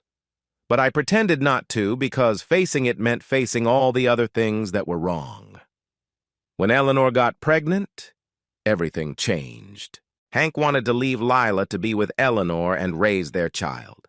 Eleanor wanted that too. She was brave to want that, Lila said. Braver than either of us. But then Eleanor died when giving birth. The doctor said there were problems. There was nothing anyone could do. She had lived long enough to hold Travis once, to give him a name, and to get a promise from Hank that the baby would be cared for. Hank had brought the baby home. He stood in this very kitchen holding a newborn who wasn't Lila's own and asked her to raise him like he was her child. "I should have said no," Lila whispered. "I had every right to say no, but I looked at that baby's face and he was just innocent. None of it was his fault. He didn't choose his parents." She'd said she was pregnant when she was not. She quietly had the baby at home. In a small town, before the internet, and before so much was recorded, it was easier to keep the truth hidden. Travis grew up thinking Lila was his real mother. "We were going to tell him when he turned 18, she said. Hank wanted to. I begged him not to. She shook her head. What good would it do? The woman who gave birth to him was gone. The truth would only hurt him. But he felt it, I said quietly. Didn't he? He always felt like something was wrong. Lila's face closed up. Yes. God help me, yes. He always seemed like he was searching for something he couldn't find. And I couldn't give it to him, because giving it to him meant telling the truth. We sat in the quiet kitchen, both of us looking at the old trunk that held this secret for so many years. Now I understood why Travis was the way he was, why he fought so hard to be accepted by a family he somehow always knew wasn't really his, why his anger was so deep but never had a clear reason. What do we do now? Lila finally asked. What do I do with this? I didn't have an answer. I wasn't sure there was one. That evening, I found Amelia in her small clinic, finishing paperwork by the light of a lantern. Through the window, Ghost was outside, quietly eating grass in his small field, a quiet proof of what time and care can do. She looked up when I walked in. She saw something on my face and put down her pen right away. What happened? I told her everything. The trunk, the letters, the photos, and Lila's confession. I watched her face closely as I spoke. I looked for surprise, but she showed none. You knew, I said when I finished. It was not a question. Amelia was quiet for a long moment. Then she nodded. 5 years ago, I was helping Mom with some old medical papers she was trying to put together her health history before she got sick. I found records about blood types that didn't make sense. Travis couldn't be her real child with those blood types. And you never told him? How could I? Her voice shook. I was 23 and had just found out my whole family was built on a lie. I didn't know what to do. So I did nothing. She hugged herself tightly. I haven't done much since it happened. I sat down across from her. The small desk felt like a big space between us. He needs to know, Amelia. I know. She looked at me with tired, sad eyes. I've always known. But Travis is barely holding himself together some days. He drinks too much, he's angry a lot, and he's already pushed away everyone who cared about him. If I tell him now, it might be the final thing that breaks him. Secrets like this usually come out, I said carefully. Often when things are already bad. It's better if he hears it from people who love him than finding out the way I did. At least then he'll know it was to trick him, but because people were trying to protect him. Was it? Amelia said quietly. Or was it to protect ourselves? I didn't have an answer. We sat in the fading light, both feeling the heavy truth we never wanted. Finally, Amelia reached over and took my hand. Give me some time, she said. Let me figure out how to do this the right way, if there is one. Even though I was unsure, I agreed. 3 days later, Travis came to the main house looking for some papers. I was in the barn when I heard his truck and the front door closing behind him. By the time I got to the house, I could already hear voices raising. Travis was in the kitchen, holding a stack of letters with shaky hands. The box with the papers was open on the table. I had packed everything but hadn't yet decided where to put it all. Now, I wished I had gotten rid of it. Is this true? Travis' voice was rough and shaking. Am I not really your son? Hank stood by the sink, looking pale. Lila covered her mouth with her hand, tears running silently down her face. Amelia stood frozen in the doorway. Travis, Hank started. Is it true?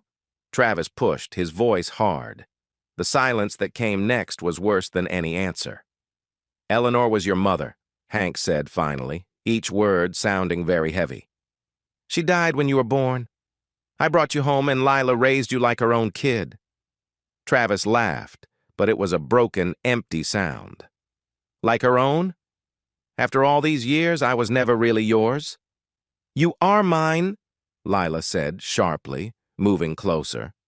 I changed your diapers. I held you when you were sick. I stayed up with you during bad nights. Being a mother isn't about biology, Travis. It's about love. Don't! Travis stepped back as if she was a threat. Don't talk to me about love. You lied to me. My whole life was a lie. His eyes found Amelia's. I saw something new hit his face, fear, like a different kind of pain. You knew, he said, not asking but stating it. How long have you known? Amelia stayed quiet, and that was enough to answer. After a moment, she whispered, 5 years. I found out by accident. I didn't know how to... 5 years? Travis's voice broke. For 5 years you knew I wasn't your real brother and never said a single word? You are my real brother. Nothing. Travis threw the letters against the wall. The papers fell everywhere, old secrets scattered like dry leaves. Nobody. Just a lie you all agreed to keep. He looked at each of them, Hank, Lila, Amelia. Then his eyes landed on me, standing quietly in the corner. And you, he said, his voice full of pain deeper than anger. You found this, didn't you? In the attic. You found it and didn't even tell me. I found it 3 days ago, I said softly. I told Amelia. We were trying to figure out the best way. The best way? Travis laughed, but it sounded broken. There is no best way to find out your whole life was a lie, that everyone you loved was pretending. We weren't pretending, Lila said, tears running down her face. Travis, please. You're all gone to me now. His voice was cold and empty. All of you. He left. The door didn't slam. It shut with a quiet click that felt heavier. Moments later, his truck sped off, kicking up dust and gravel. Lila sank into a chair, crying. Hank stood by the sink, frozen, as if he'd grown old in minutes. Amelia quietly wept in the doorway. I stood there, feeling like an outsider who had accidentally started their destruction. The next days were some of the hardest he'd known since leaving Austin. Travis didn't answer calls. He didn't answer the door when Hank went to see him on his land. When Amelia visited the next day, she found him on the porch with a bottle, staring without speaking or looking at her. Rumors started to spread around town. Travis was telling anyone who'd listen about the family's secrets. He spent every night at the bar in Dusty Fork, drinking and talking loudly about the lies. His cattle roamed freely. His fences were falling apart. His land was neglected while he sank deeper into his drink and sorrow. Then, through Jeb's network of friends and contacts in town, I heard worse news. He's been seen with Vance Blackridge, Jeb said one evening, his face serious. Several times now, eating lunch together, talking for hours. That's not good company for someone like Travis right now. I knew about Vance Blackridge. Everyone in the valley knew him a rich land buyer who had been trying for years to buy ranches all across the Bighorn Basin. Some said he used harsh and maybe unfair ways. For more than 10 years, he watched the Thorn land closely, mostly for the water rights that made iron tea so important. Travis, hurt and drinking, believing his own family had turned against him, was just the kind of person who could be used by someone like Vance. That night, I sat with Amelia on the porch of my cabin. We watched the stars come out one by one. She leaned on me, tired in a way that sleep couldn't fix. This is my fault, she said softly. I should have made us talk years ago, made everyone sit down and face the truth before everything broke apart. Maybe, I said, pulling her closer. Or maybe Travis would have broken down anyway, only earlier. There's no way to tell him the truth that doesn't hurt, but at least he would have heard it from us. From people who care about him, she said, looking into my eyes. Her gray-green eyes shone in the starlight. Now he's out there alone, thinking the whole world has been against him from the start. I thought of Travis, all his anger, his need to fit in, now focused on something he could fight. I thought of Vance Blackridge, waiting to take advantage of someone who was hurt. I thought of the quiet peace the ranch had found, and how easy it could be broken. A hurting Travis is a dangerous Travis, I said slowly. Not because hell hurt us by himself, but because people in pain make bad choices. They trust anyone who agrees with their pain. Amelia shivered against me. Vance has tried to ruin this ranch for years. If he gets Travis with him, she didn't finish. She didn't have to. We sat together in the dark, holding on to each other, facing an unknown future. The family was broken. Travis was falling apart. And somewhere out there, enemies waited who knew how to use a broken man for their own plans. But we would face it together. Whatever came next, we would face it together. That was the only comfort I found. 2 months on the Iron T, and I stopped thinking of myself as just a visitor. The work became a routine, the land felt known, and this big ranch in the Wyoming wild started feeling like the home I'd been looking for since my parents died. I knew every fence, every place where the creek crossed, every hill where the cattle gathered when storms came from the mountains. More important, I knew the people, their habits, their dreams, their wounds that were slowly healing. Hank began to call me son when he thought no one heard. Lila gave me the best cuts of meat at dinner and made sure I ate enough. Jeb treated me like a partner, not just a worker. And Amelia. Well, Amelia became the heart of everything. I was thinking about her as I drove to the next town. I said I was going there to get some supplies, but really I wanted to check my secret email at the public library. I hadn't been doing this as often now, maybe once every 2 weeks instead of every few days. The world I had left felt farther away, like a book I once read but now almost forgot. The library was quiet. The same old librarian nodded at me from behind her desk as I went to a computer in the back corner. I signed into the account that Marcus and I shared. I did not expect to find anything, and I hoped for nothing. Then, the message waiting for me changed everything. It was from Wyatt, and it was urgent. Evelyn had hired a private investigator 3 weeks ago. She knew I was somewhere in Wyoming. They couldn't find the exact place yet, but she was definitely coming after me. She told others I had taken from her, claiming she was owed half of everything. Wyatt warned me to be careful. Evelyn would not give up. I read the message over and over. Cold fear spread through me like it had the night I heard her laugh, saying she would ruin me. I was foolish to think she would just give up. Evelyn never stopped. She just changed her plan and tried a new way. The drive back to the ranch felt longer than usual. The mountains around me, which had once felt safe, now seemed like walls closing in. They were beautiful, but they felt like bars, holding a quiet peace that was about to end. I found Amelia in her clinic. She was putting a bandage on a neighbor's dog's paw after it got hurt in the brush.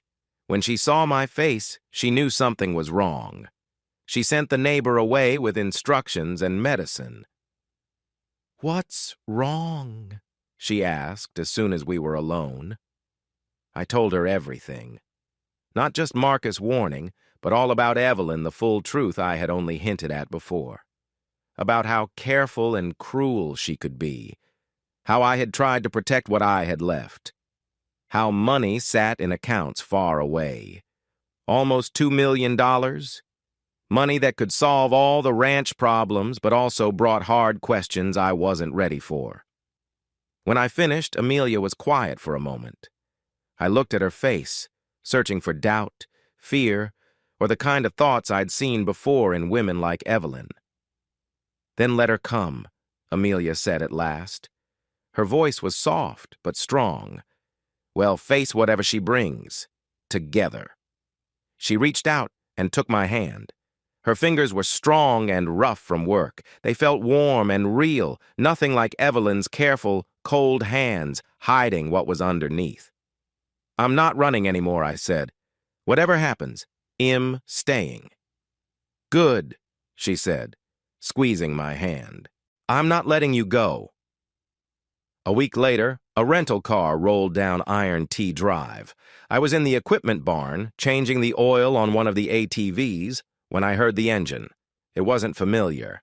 Something about it made me uneasy. Before I even looked up, it sounded too smooth, too fancy, all wrong for ranch country. I stepped outside, and my stomach sank. Evelyn was getting out of a silver sedan. She wore clothes that cost more than most people here earn in a month. Designer jacket, blouse, perfectly clean jeans. She looked like a picture from a magazine, dropped in the middle of this place. She saw me watching, and her face changed. The cold, calculating look I knew was gone. Instead, she looked soft and hurt. Tears shone in her eyes as she walked toward me, her arms halfway up like she wanted a hug. "Wyatt," she said, her voice shaking a little. "I've been looking everywhere for months. I was so wrong about everything. Can we please just talk?" Lila came out of the house, drawn by the noise. I watched Evelyn notice her and quickly change how she acted. "Please," Evelyn said again, a single tear running down her cheek. "I've been to therapy. I've seen my mistakes. I just want to say sorry properly and have some peace. I don't want the money anymore. I just need closure so I can move on." Lila, polite but careful, invited her inside for some water. I saw Evelyn's eyes as she walked in, scanning everything, thinking about what she saw, the simple furniture, the clean but well-used kitchen, the family pictures on the walls. She hadn't changed. The tears still felt fake. "Where are you staying?" I asked, trying to keep my voice steady. She told me the most expensive hotel in the county seat, more than an hour away. Of course she did. Always living by rich girl rules, even in a poor place, classic Evelyn, not able to feel out of place for even a minute. "He'll talk to you," I said at last. "But not here. Tomorrow in town. Somewhere public. You came a long way. We can at least be civil." She accepted, smiling as if pleased by my offer. But I saw the quiet waiting in her eyes, the part of her that was still careful and ready. That evening, I drove to the county seat and met her at a restaurant. She picked the nicest place in town. It meant white tablecloths and prices that would surprise local ranchers. She had changed into something a little more fitting for the place, but still looked different enough to show she didn't belong. Our conversation felt like a careful dance, with her asking questions that were really about finding out information, though she tried to seem interested in a friendly way. She asked about my new life with words that sounded friendly but felt like she was trying to find my weak spots. She praised my brave, fresh start, watching my face closely for any sign she could use. Then she slipped. "The land here is really beautiful," she said, swirling her wine. "It has great potential for building with the right investment." I kept a calm face, but my mind raced. How did she know anything about the land here? She said she had just arrived and only wanted closure. I asked her carefully, when exactly did she get here? What had she been doing? Her answers were unclear and didn't match. Her smooth act started to fall apart. After dinner, I pretended to be tired and went to my truck. But instead of going back to the ranch, I parked down the street and waited. Call it a feeling. Call it fear born from past betrayals. An hour later, I saw Evelyn walk into the hotel bar. I watched her sit with a man Jeb had warned me about, Vance Blackridge, the land developer who had been trying for years to take the Thorne property. Their body language told me everything. This was not their first meeting. They sat close, like old partners, comfortable and knowing each other well. They had been planning something for a long time. Evelyn had been here at least a week before showing up at the ranch. She had been working with Vance, getting ready for her move. The next day, I spent hours at the library looking into Vance Blackridge. I searched with the same careful attention I once used for numbers and pipes. What I found chilled me. Vance was a rich land buyer from another state. He had slowly bought struggling ranches in the Bighorn Basin area. He was known for using tough, unfair methods, pushing owners to sell, causing bad accidents to lower land value, and legal battles that drained families' money. Some people whispered about even worse things, though no proof was ever found. When I got back, Jeb shared the local story. Vance has wanted the Thorne water rights for over 10 years, he said with a serious look. This land won't be worth much without the creek running through Iron T land. He's offered cash, made threats, tried everything. But Hank won't sell. So Vance waits, looking for other ways to get what he wants. The truth became clear in a sick way.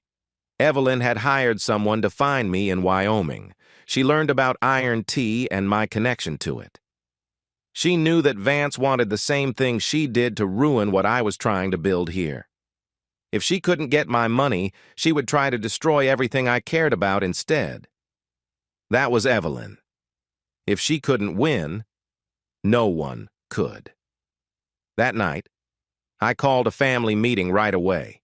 Hank, Lila, Amelia, Jeb, we all gathered around the kitchen table, feeling the heavy weight of what was coming. That Blackridge, Hank said after I told them everything. He's been watching this family like a bird of prey for years. And now, he's not alone. Amelia looked pale. Travis, she said quietly, he's been spending a lot of time with Vance. What if Evelyn has already gotten to him through that? The thought hit me hard.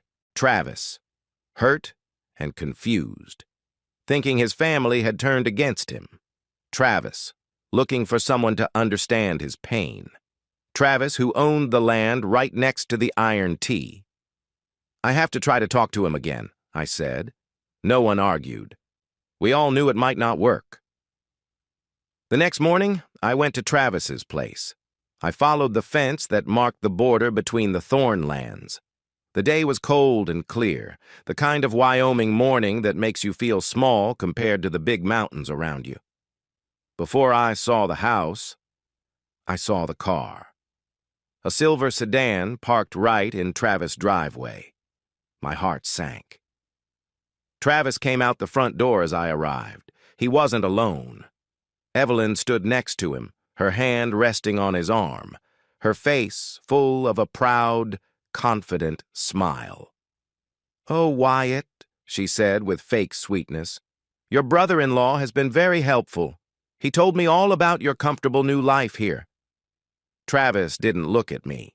His face was pale and tired, with dark circles under his eyes like he hadn't slept in a long time. There was a fresh mark on his cheek, probably from a fight or a fall, but under all that, I saw something else. Maybe shame, or the cold satisfaction of someone who had found a way to hurt people who hurt him first. "They all lied to me," he said, his voice rough. "My whole family, my whole life. You really expect me to protect people who kept lying to me for 35 years? They don't deserve my loyalty. Travis don't," he cut me off with a wave of his hand. "You don't get to scold me. You came here as a stranger and in 2 months you're almost running everything. I worked my whole life trying to prove I belonged, but it was all a joke. Everyone pretended except me. Evelyn's control was clear in every move she made, the way she tilted her head like she understood, the way she gently touched Travis' arm, and the quiet words she said that made him feel even more sure of himself. Travis knows very well how it feels to be hurt by people you trusted. she said, looking straight at me. We're helping each other get better. The plan against us came out little by little. Vance said he would help Travis sell his land for a very good price, much more than it was worth, but small money to someone like Vance. Then they planned to use that to push the Iron T Ranch into trouble. Without Travis' land next door and its water, the main ranch would lose much of its value. You're being used, I told Travis, trying one last time. When you're no longer needed, they will throw you away.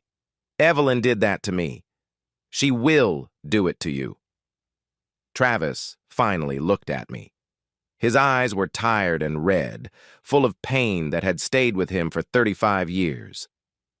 You mean like my own family did to me? He turned and walked back into the house. Evelyn stayed behind, enjoying her win. You should have just given me what I was owed, she said quietly. Now I'm going to take everything instead. She followed Travis inside, leaving me alone outside with my horse, the cold mountain wind, and the feeling that everything I worked for was about to be lost. The meeting that night was heavy with bad news. Travis owns his land fully, Hank said, his voice full of sadness. No debts or claims on it. If he sells to Vance, there's nothing we can do to stop it. What about money? Lila asked, looking at me. You said you have resources. Could you buy Travis's land? Outbid Vance? I had thought about it. I had really thought about it. Nearly $2 million just sitting there, enough to fix everything at once. If I touch that money now, I said, Evelyn will know. She's been watching, waiting for me to show my hand. If I access those accounts, she'll have the reason to fight me in court. She could make this go on for years, say I took from our marriage, and freeze everything. So we're stuck, Amelia said quietly. Not stuck, I said, looking at the people who had become like family to me. We fight in every way we can, legal fights where we can, financial moves when possible, and if we have to. I didn't finish. I didn't need to. The cattle drive, Jeb said slowly. It's coming soon. 3 days of moving the herd through tough mountain land. We'll be open to attack. That's when they'll try, I said. If I were Vance, that's when I'd act. Hank sat up straight, some of his old fire coming back. Then we'll be ready. This family has been through droughts, hard times, betrayal, and worse. We'll get through this too. I reached across the table and took Amelia's hand. She held on tightly, her gray-green eyes meeting mine with the same strong will her father had. Whatever was coming, we would face it together. That was the only way we knew how to fight. The week before the drive felt like the longest time of my life. We worked from early morning until late at night. We checked all the gear, looked over the horses, and planned the path through the mountains. We had to move 500 cattle from the summer fields to the winter pastures. It was 3 days of hard riding through some of the most beautiful but tough land in Wyoming. If we missed the right time, we'd have to deal with early snow. If we lost too many cattle on the trip, the ranch's money problems would get worse. Normally Travis would be the one leading this. He knew every trail, every water hole, every hidden spot where the cattle liked to stray.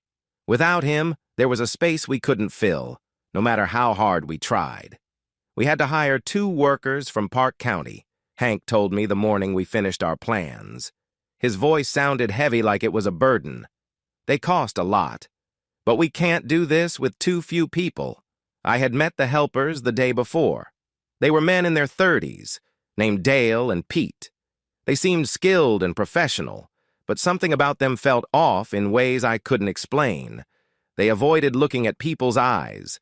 They gave short answers and stayed quiet at meals.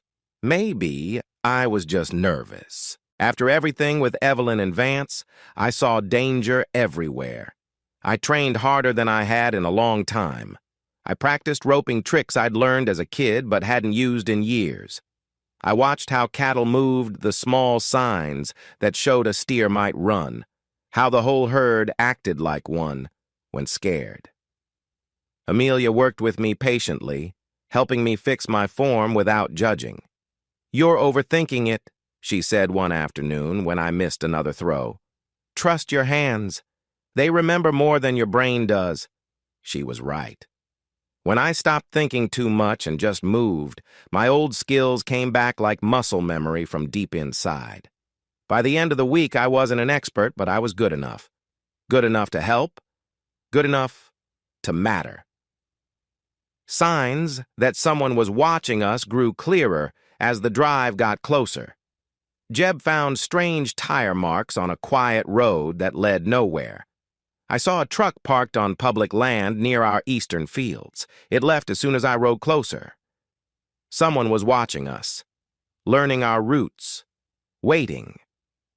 "Vance's people," Jeb said, his voice dark. "They're finding where we'll be weakest." "The canyon," Amelia said. We sat around the kitchen table, looking at the map Hank had spread out. Red Rock Canyon. There was no way to avoid it. It was the only path to the winter pastures without adding 2 extra days to our trip. I looked at the map and understood what she meant. A narrow trail between steep hills, maybe 1/4 of a mile long, with ridges on both sides. A perfect place for an attack. If Vance wanted to stop us, this was where he'd try. "We could go around," I said, tracing another route with my finger. Hank shook his head. "The weather won't hold. A storm is coming in 4 days. If we take the long way, we'll get stuck out in the open when it hits." He tapped the canyon on the map. "We go through Red Rock. Stay alert. Get it done." The night before we left, I found Amelia on the porch of my cabin, wrapped in a blanket against the cool fall air. The stars were very bright overhead, spread out like tiny lights across the dark sky. She looked up when I sat beside her, and I saw worry in her eyes, the kind she had been hiding all week. "Whatever happens out there," I said softly, "I'm glad I found this place. Found you." She squeezed my hand so tightly it almost hurt. "Don't you even think about saying goodbye to me." "I'm not," I said. I pulled her close, feeling her warmth in the cold night. "I'm just thankful for everything, whatever comes next." We stayed like that until the moon rose over the mountains, neither of us ready to speak about what the morning might bring.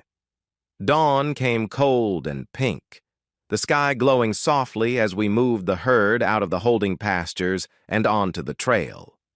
Moving cattle feels old, like something my family had done for many years. It was the same work done the same way long before me. The beat of hooves, the calls between riders, the low sounds from the cattle as they moved out of their comfort zone. My father had done this, his father too.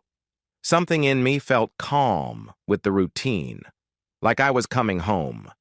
The first day went smoothly.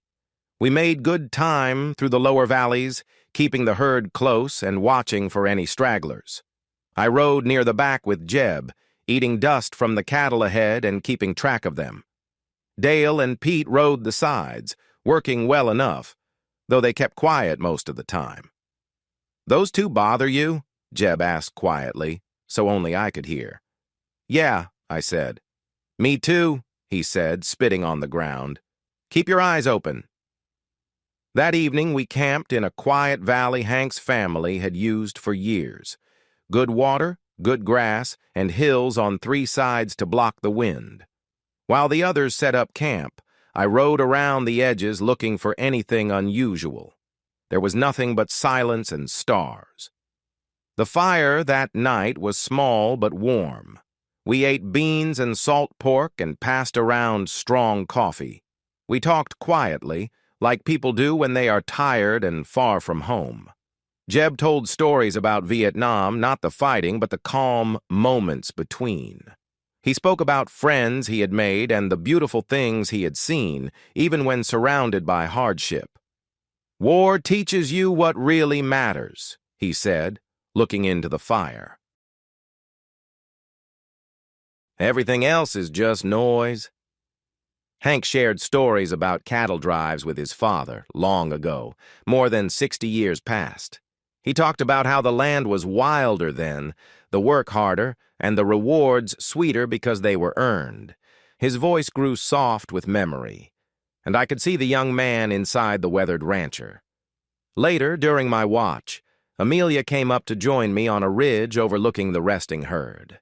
The cattle were dim shapes against the dark ground, moving slowly now and then, their breath rising in the cold air. "Do you see that star?" she asked, pointing at a bright light low on the horizon. "My grandfather called it the shepherd's star. He said it guides lost people back home." I looked where she pointed. My mother had names for the stars, too.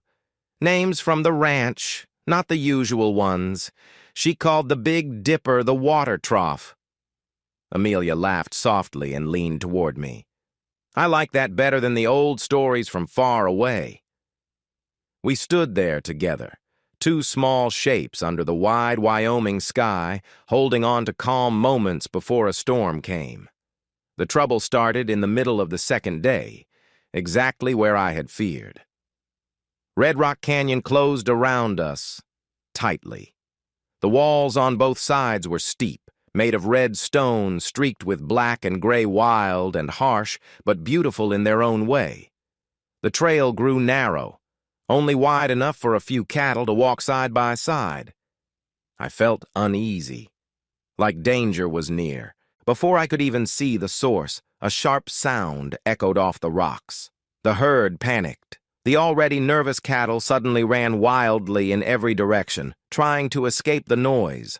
More sharp sounds came from the ridges above. Figures appeared on both sides, making noise to scare the cattle toward the far end of the canyon. There was a deep drop ahead, a ravine with sharp rocks below. "Turn them!" Hank yelled through the chaos. "Get them turned!" Without thinking, I pushed my horse forward into the crowd of running cattle, trying to guide the leaders away from the dangerous edge. Amelia was riding on the other side, skillfully moving her horse between the rushing animals. Jeb swung his rope at any animal that got too close to the cliff. A sharp sound passed just by my ear. I could feel the air move. Still, I kept riding. Another shot rang out, and fire swept across my shoulder. The pain was sharp and quick, but I kept moving. The herd was breaking apart.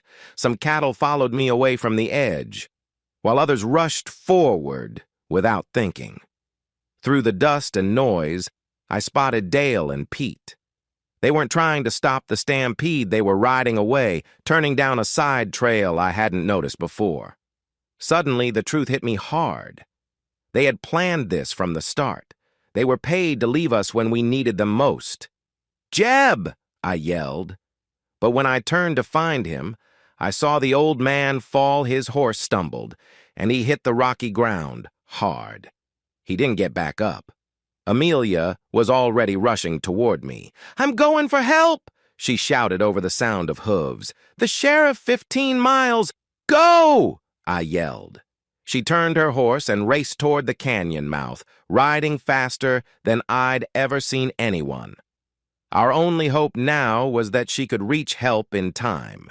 The herd was beyond saving. Hank and I had managed to hold back about half the cattle, pushing them against the far wall of the canyon, away from the ravine. The rest were scattered. Some had already fallen over the edge, their cries stopping suddenly. Others were running back the way we came, easy targets for the rustlers. Thousands of dollars worth of livestock, months of hard work, lost in minutes. Through the dust, I spotted a small group of cattle running toward a side canyon I hadn't noticed, and just behind them, moving deeper into the rocks, was one of the masked riders. Without thinking, I followed. The side canyon got narrower and then opened into a small box-den area. There were steep walls on 3 sides and no way out except the way I had come. A dozen confused cattle wandered around inside. In the middle, tied up and hurt, sat Travis. He had a wound on his head, and blood was leaking. "Wyatt! It's a trap!" Travis started to warn me. But it was too late. I heard a click behind me and a voice I knew all too well. "Get off the horse, Wyatt!" Slowly. I looked back and saw Evelyn standing 10 feet away, holding a small gun firmly pointed at my chest.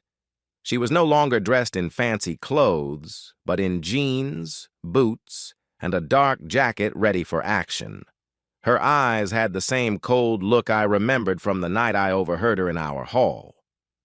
Next to her stood Vance Blackridge, smiling with the kind of smile a man wears when he finally catches what he's been hunting. Behind them, 3 more men moved nervously near the canyon entrance. They looked inexperienced, unsure, holding their weapons as if they had never expected to use them. I said, "Get off the horse." I got down slowly, my hands where they could be seen. My shoulder throbbed where the bullet had grazed it, and blood was soaking my shirt. My mind raced, looking for a way out, but the chances were slipping away fast. "You really thought I'd let you run off with my money?" Evelyn stepped closer, never lowering her gun.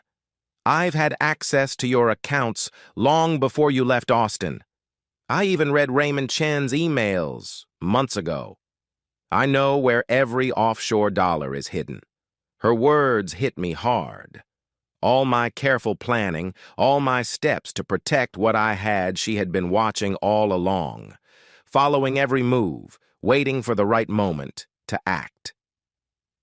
"This never was about the ranch," I said, "buying time, or Vance's plans for the land." "The ranch is just a nice extra," Vance said for the first time, calm and sure. "I've wanted that water for 10 years, but Evelyn's money, that's the real prize. Almost $2 million waiting to be taken." "This is how it will go," Evelyn said, her smile sharp.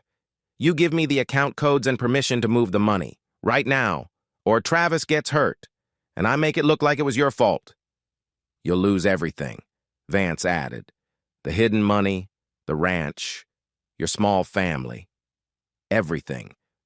Or you sign over the water rights to my company, and everyone walks away." I looked at Travis. He was hurt but watching clearly. "Don't give them anything, Wyatt," he said quietly. "She'll hurt us no matter what once she gets what she wants. Don't let her win." Something inside him had changed. The anger was gone, replaced by a calm understanding. He finally saw who the real enemy was. I turned back to Evelyn, thinking fast. "Fine," I said slowly. "But the codes are locked. I need my phone to get them." Evelyn paused, thinking if it was a trick, but she was too sure of herself she had the upper hand and wanted to enjoy it. Slowly. One wrong move and Travis gets hurt. I reached slowly to my pocket. My fingers didn't find the phone. Instead, they found the whistle I had tucked in my vest that morning, the one I used to train my horse. I blew hard into it. My horse came running. It was almost there before anyone could stop it, knocking Vance down. At the same time, I lunged at Evelyn before she could react. We hit the ground hard. My shoulder ached sharply, but I trapped her hand that held the gun. She fought wildly, scratching, yelling with anger, but I kept pressing, trying to hold her. I took a hit to my jaw and another on my injured shoulder, but I didn't let go. Behind us, Travis somehow managed to trip one of the panicking helpers, even though he was tied up. The gun fired, but the bullet missed and bounced off the canyon wall. I finally grabbed the weapon from her hand and rolled away, catching my breath. I pointed the gun at her as I stood up. "Don't move!" Then, far away but growing louder, sirens. Many sirens echoed off the canyon walls. Vance's helpers heard them too. Whatever bravery they had disappeared right away. They ran, scattering among the rocks like scared animals, leaving their leaders behind without looking back. Evelyn's face changed quickly from winning to anger, then disbelief, and finally something close to fear as the sirens got nearer. Amelia had made it. She had gotten help just in time. "It's over," I said quietly. And at last, it really was. The sheriff arrived with 4 deputies and an ambulance that Amelia had asked for.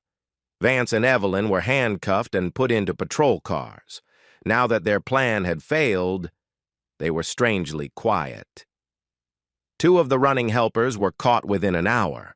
The rest would be found in the next few days. Travis was put into the ambulance, awake but badly hurt. As they lifted his stretcher, he took my wrist. "Thank you," he said. That short phrase meant a lot coming from him. The real truths came later, in the bright lights of the county sheriff's office. Vance gave in to the questions faster than anyone thought he would. 10 years of secret bad acts came out in one night as he tried to blame others, say he was less involved, and ask for deals that no one offered.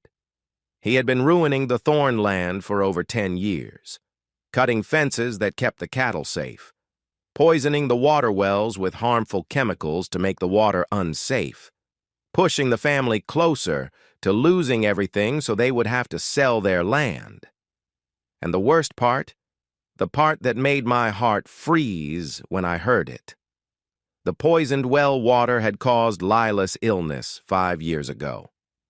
The mystery sickness that almost took her life and left the family struggling with huge medical bills. Vance had done this on purpose. He had hurt Lila to force the family to sell their land. I thought about Jeb telling me that story during my first weeks at the ranch. The bills that almost ruined them. The illness that appeared from nowhere. All of it, every debt, every fearful night, every hopeful prayer was planned by a man who wanted their water rights.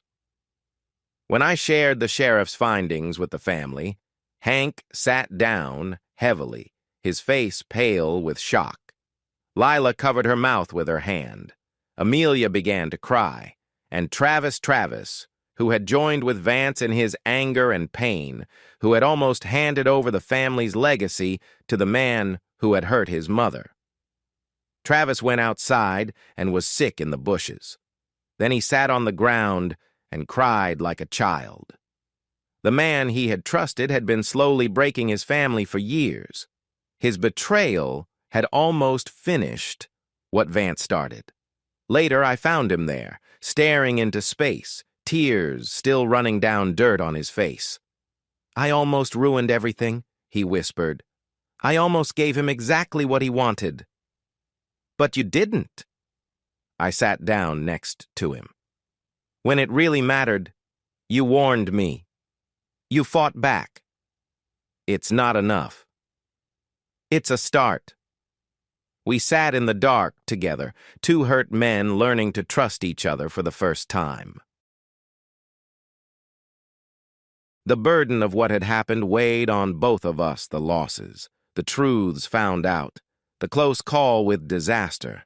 But beneath that weight, something new was growing, something like hope. The family had been broken. The ranch had been hurt. The truth about Travis' parents, Vance's wrongdoings, Evelyn's plans was out in the open like fresh wounds. But we were still here, still standing, still together. And tomorrow, we would begin to fix what was lost.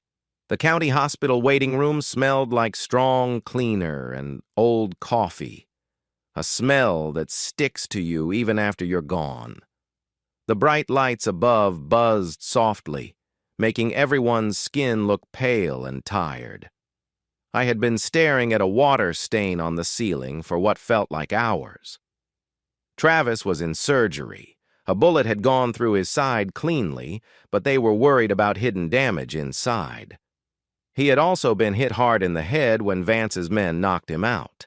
The doctors said things like, "cautiously hopeful," and "we will know more soon," which I had learned meant, "we're trying our best, but it's uncertain." The 4 of us sat nearby by a window, Hank in a plastic chair that looked too small for him, Lila sitting next to him with her hands folded quietly, Amelia pacing by the snack machines, and me watching all of them while I tried to ignore the pain throbbing in my bandaged shoulder. We had been there 6 long hours, the longest time we had all been in the same room since everything broke apart. Lila was the first to break the silence. Her voice was soft, almost a whisper. but it filled the quiet room like a loud shout. "I should have let you tell him," she said to Hank, not looking at him but at her folded hands. "Years and years of lies. And what for? To protect him from the truth that would have hurt him anyway?" Hank didn't answer right away. When he finally spoke, his voice was rough and worn down by tiredness and regret. We were both trying to keep him safe, to keep everyone safe. But we failed him. "No," Lila said, shaking her head. "I failed him. You wanted to tell him when he turned 18. I was the one who asked you not to. I was so scared of losing him that I made sure I would." Amelia stopped walking back and forth. She stood by the window, hugging herself, looking out at the parking lot. "I knew for 5 years," she said quietly. "I should have pushed for this talk much earlier. Made everyone face the truth before it got so bad." I watched them, this family I had come to be part of, this family that had somehow become mine, breaking down because of a secret that should have been shared long ago.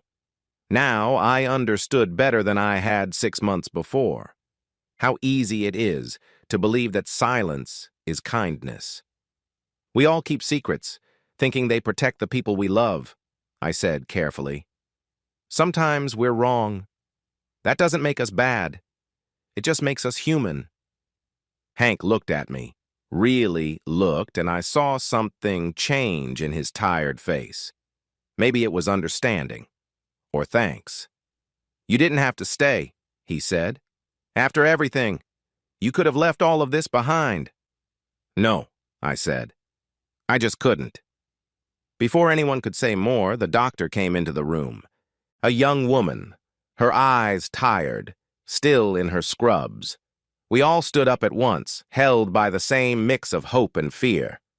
"Hez stable," she said. We all let out a quiet breath we didn't know we were holding. "The surgery went well. If there are no problems, he should get better." Lila put her hand to her mouth, tears running down her cheeks. Hank put his arm around her, his eyes shining in a way I hadn't seen. Amelia was already asking questions about how long the recovery would take and what care he would need next, always clear-headed when emotions felt too much. They let us see him 3 hours later, one by one. I was last, not wanting to disturb the family time behind the closed door. When Amelia finally came out, her eyes were red, but she smiled. "Hez asking for you," she said. I found Travis sitting up in the hospital bed, pale and wrapped up, but awake. The machines around him kept a steady beep, marking each heartbeat like a quiet rhythm of hope. He looked older, or maybe just more worn than ever before. "Wyatt," he said, his voice rough and weak. "Pull up a chair." I did. We sat quietly for a moment, both trying to get used to the strange situation. 2 men who had been against each other for months, now connected by family, pain, and maybe trust to come. "Thank you," he said finally, "for not leaving me. You warned me it was going to be hard. That took guts." He gave a small, sad laugh, then frowned a little from the pain. It took me a long time to realize who the real enemy was. I almost gave everything away to the man who had hurt my mother. My real mother, the one who decided to raise me. I stayed quiet. Some things need time to be said. "I blamed you for everything bad in my life," Travis said, his voice stronger now, more sure. "You were just the easy person to be angry with, because I didn't know how else to handle it. I'm sorry for all of it. I thought about all the months when I wasn't sure who to trust. The stories he spread around town, and the time he hurt me with that hay hook. I thought about the night I found him sitting outside the ranch house, upset and quiet, broken by a truth he had always felt, but never fully understood. "You were overwhelmed," I said softly. "People who are hurting often make bad choices. I've made plenty myself. What matters now is what we do next." Travis was silent for a long time, thinking.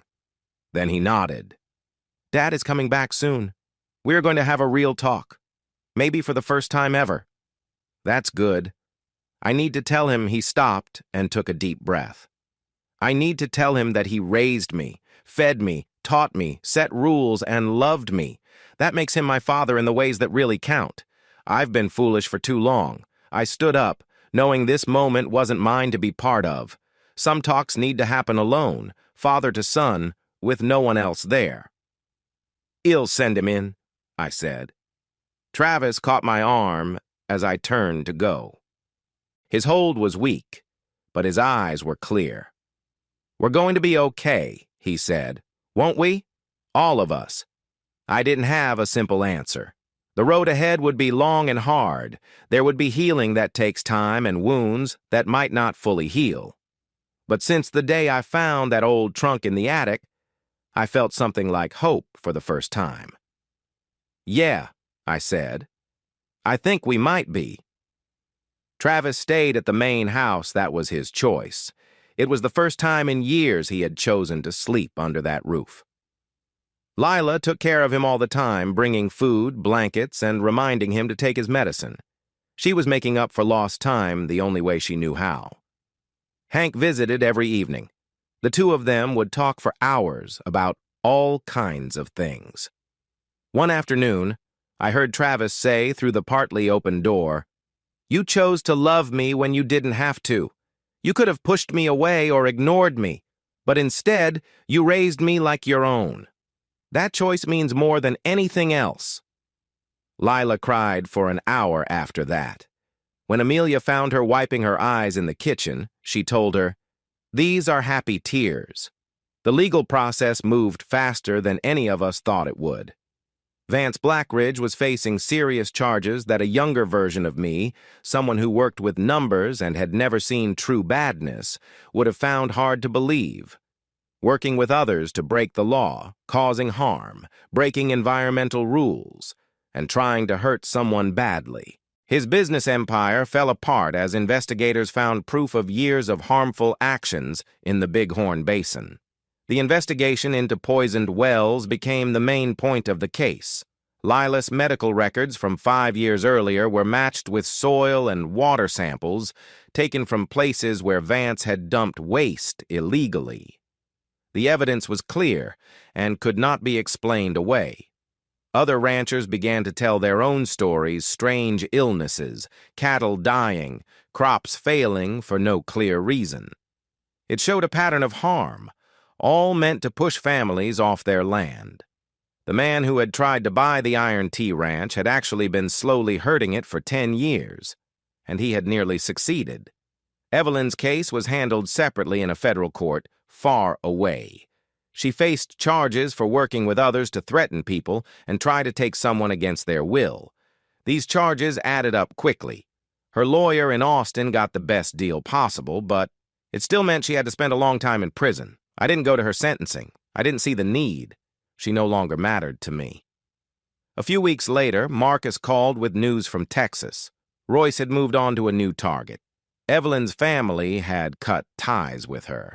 The house I'd shared with her in Austin was sold at an auction. "Are you coming back?" he asked. "Many people would like to see you."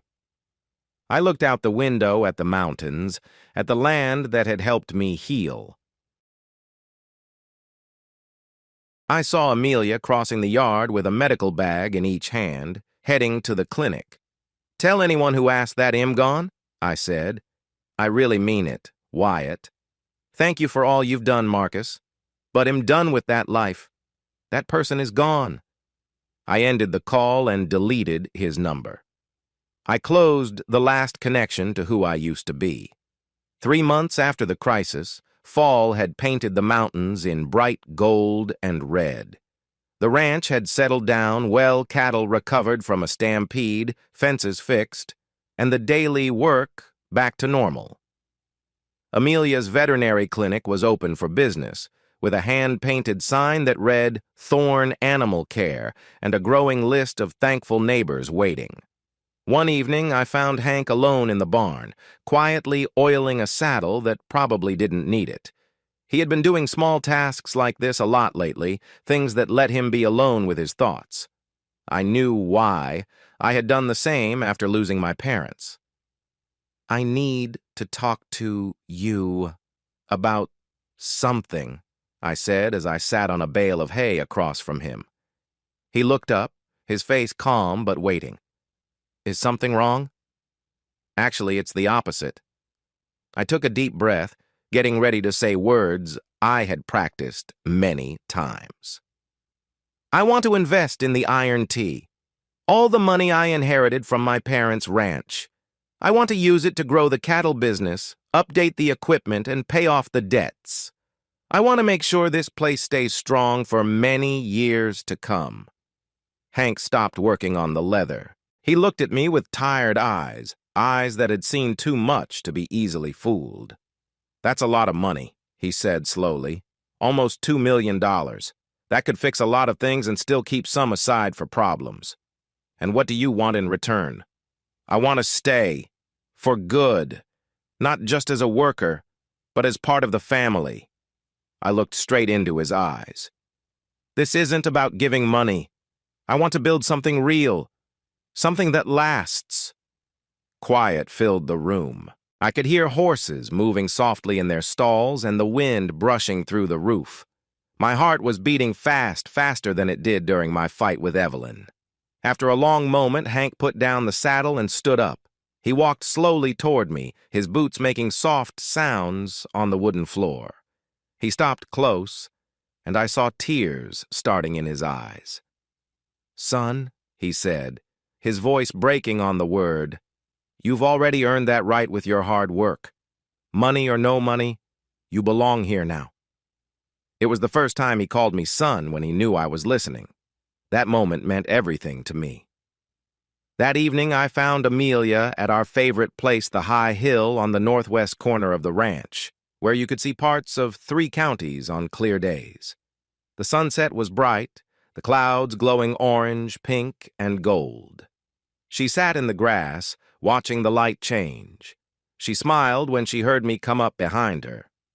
"Talk to Dad," she said, as I sat beside her. "He told me about your offer." "And?" "I think he cried. I've never seen him cry before today." She turned to me, her gray-green eyes soft in the fading light. "You didn't have to do that. The money, I mean. We would have found a way." "I know you would have. But I wanted to." I reached into my pocket and felt the small box I'd been carrying for a week, waiting for the right time. "There's something else I want, too."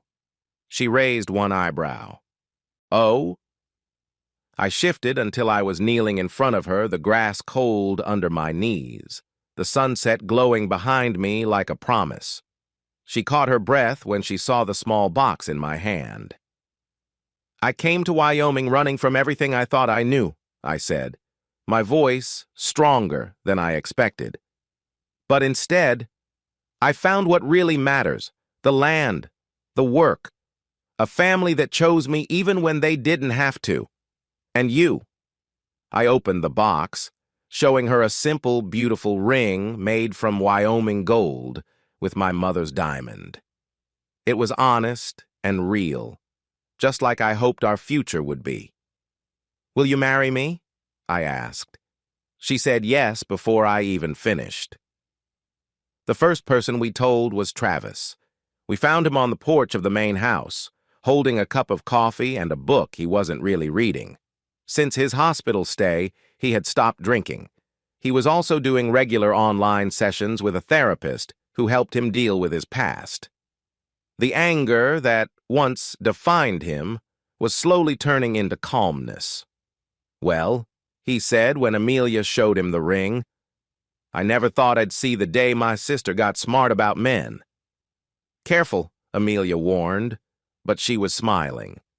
Travis looked at me for a long time.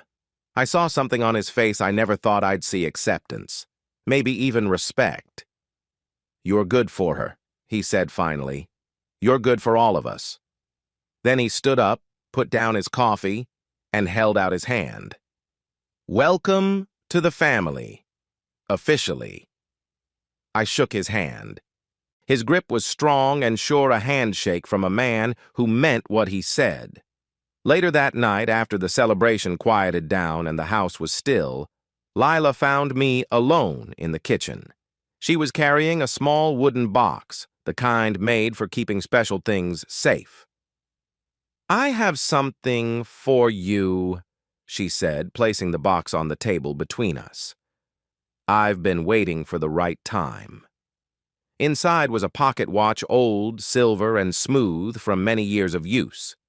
I recognized it right away. It looked almost the same as the one my father had left me, the one I still kept in my vest pocket every day. "It belonged to Hank's father," Lila said softly. "His grandfather had it before that. 4 generations of Thorns have held this watch and knew they belonged to something bigger than themselves."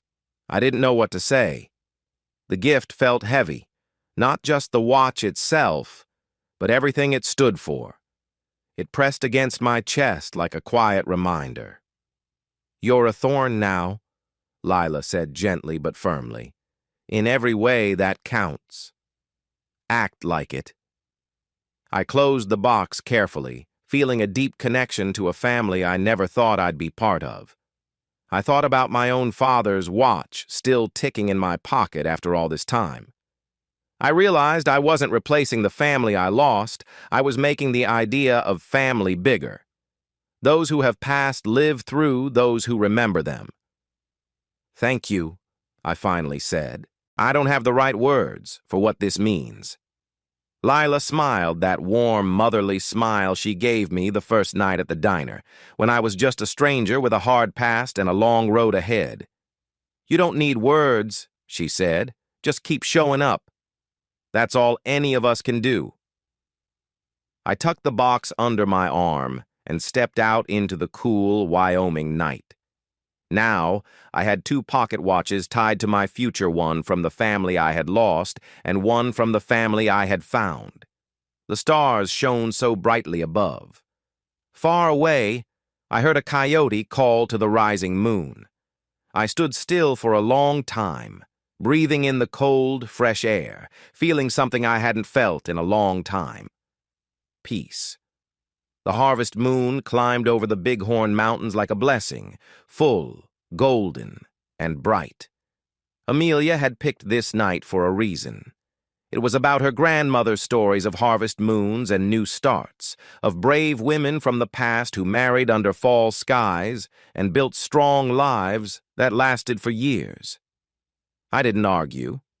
After everything we'd been through, she could have asked for a wedding on the moon itself, and I would have made it happen. The ranch had been changed. Lanterns hung from wires, stretched between the barn and the house, shining warm light over the yard. Wildflowers picked from the high meadows filled mason jars on every table and shelf, blue columbine, Indian paintbrush, asters in purple and white. Ghost stood in his paddock near where the ceremony would be. His dun coat was brushed until it shined, with blue ribbons braided into his dark mane. He had come so far from the scared animal we found gentle now, calm, a true sign of what patience and care could do. I stood in my cabin, our cabin now, though it still felt strange to say that trying to fix my tie for the 3rd time. My hands kept shaking, which seemed silly after all I had been through this past year, after close calls and hard times and losing everything I once had. Here I was, undone by a simple piece of cloth. "You're making a mess of that." Jeb appeared in the doorway, freshly shaved and wearing what I guessed was his only suit brown wool. Probably older than me, but clean and neat. He crossed the room and gently pushed my hands away, working on my tie like someone who'd done this many times before. "Never thought I'd be helping a Texas drifter like this," he said quietly, but I could hear kindness beneath his rough words. "Don't you mess this up, son. Girls like her don't come twice in a lifetime." "I know." He finished tying the knot and stepped back to check his work. Then suddenly, he grabbed my shoulder with his hand, only 3 fingers. "You're good for this family," he said soft and low. "It's been a long time since I saw them truly happy. You did that." I couldn't trust my voice to answer. I just nodded, held back a breath, and reached for my vest. My father's pocket watch went into the left pocket, the chain showing clearly against the dark cloth. Lila's gift. Hank's father's watch went into the right pocket. 2 watches, from 2 families, both now mine. "Let's go get you married," Jeb said. The ceremony was on the high hill at the northwest corner of the land, our special place, where Amelia and I first began sharing our true feelings. Chairs were set up in loose rows, all facing west, toward the mountains and the sunset that was slowly painting the sky with warm colors of red and gold. The guests were already gathering. I knew most of them, the neighbors I met while fixing fences and working with cattle, the townspeople who once watched me with doubt but slowly grew to trust me because of what I did, not just what I said. Old Jake Hendricks came with his wife, the man who brought Ghost to us months ago. The waitress from Rosie's Diner was there, the one who served me pie and coffee on my very first night in Dusty Fork. The sheriff who helped save us was here too. Near the back, with emotions barely held inside, was Marcus Bell. He had flown in from Austin as a surprise, the only part of my old life I was ready to let touch my new one. "Couldn't miss this," he said as I walked up to him. "Had to see for myself that you really found something worth finding." I pulled him into a hug that lasted a bit too long. "Thank you. For everything. The warnings, the information, all of it. I wouldn't have made it without you." "Yeah, well..." He cleared his throat and stepped back, blinking hard. "Don't make me cry before the ceremony even starts. Go stand where you're meant to be." Travis waited for me at the front, freshly shaved and nervous in a way I'd never seen before. He had lost weight during his recovery, but gained something new, a calm look in his eyes that hadn't been there before. Sobriety suited him. So did forgiveness. "Never thought I'd stand by you on purpose," he said quietly as I moved next to him. "Life is full of surprises, huh? Good surprises sometimes. Sometimes." He fixed his tie, a small action that showed he was nervous. "You ready for this?" I looked at the guests. The land stretched out below us in golden light. The life I had built from what felt like nothing. More ready than I've ever been. The sun touched the mountaintops. A fiddle started playing behind us, a slow, soft song I didn't know, but it felt old and real, like something from a long time ago being remembered again. Then Amelia appeared at the end of the path, and I forgot how to breathe. She wore her grandmother's dress, changed a bit to fit her just right ivory lace over a simple cloth underneath.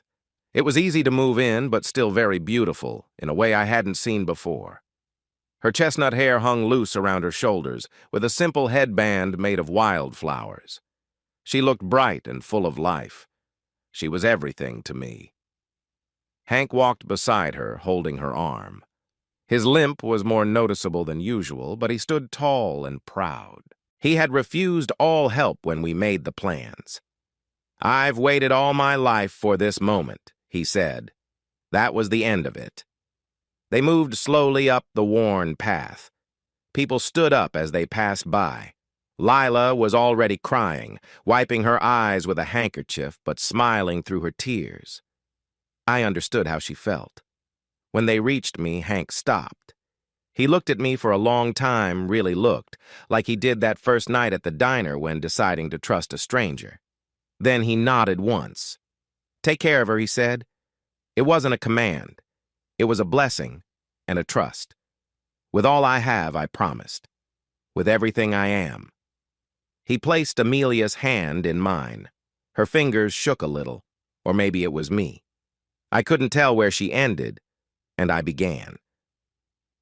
"The preacher An old man from the church who had known the Thorne family for years cleared his throat and began to speak.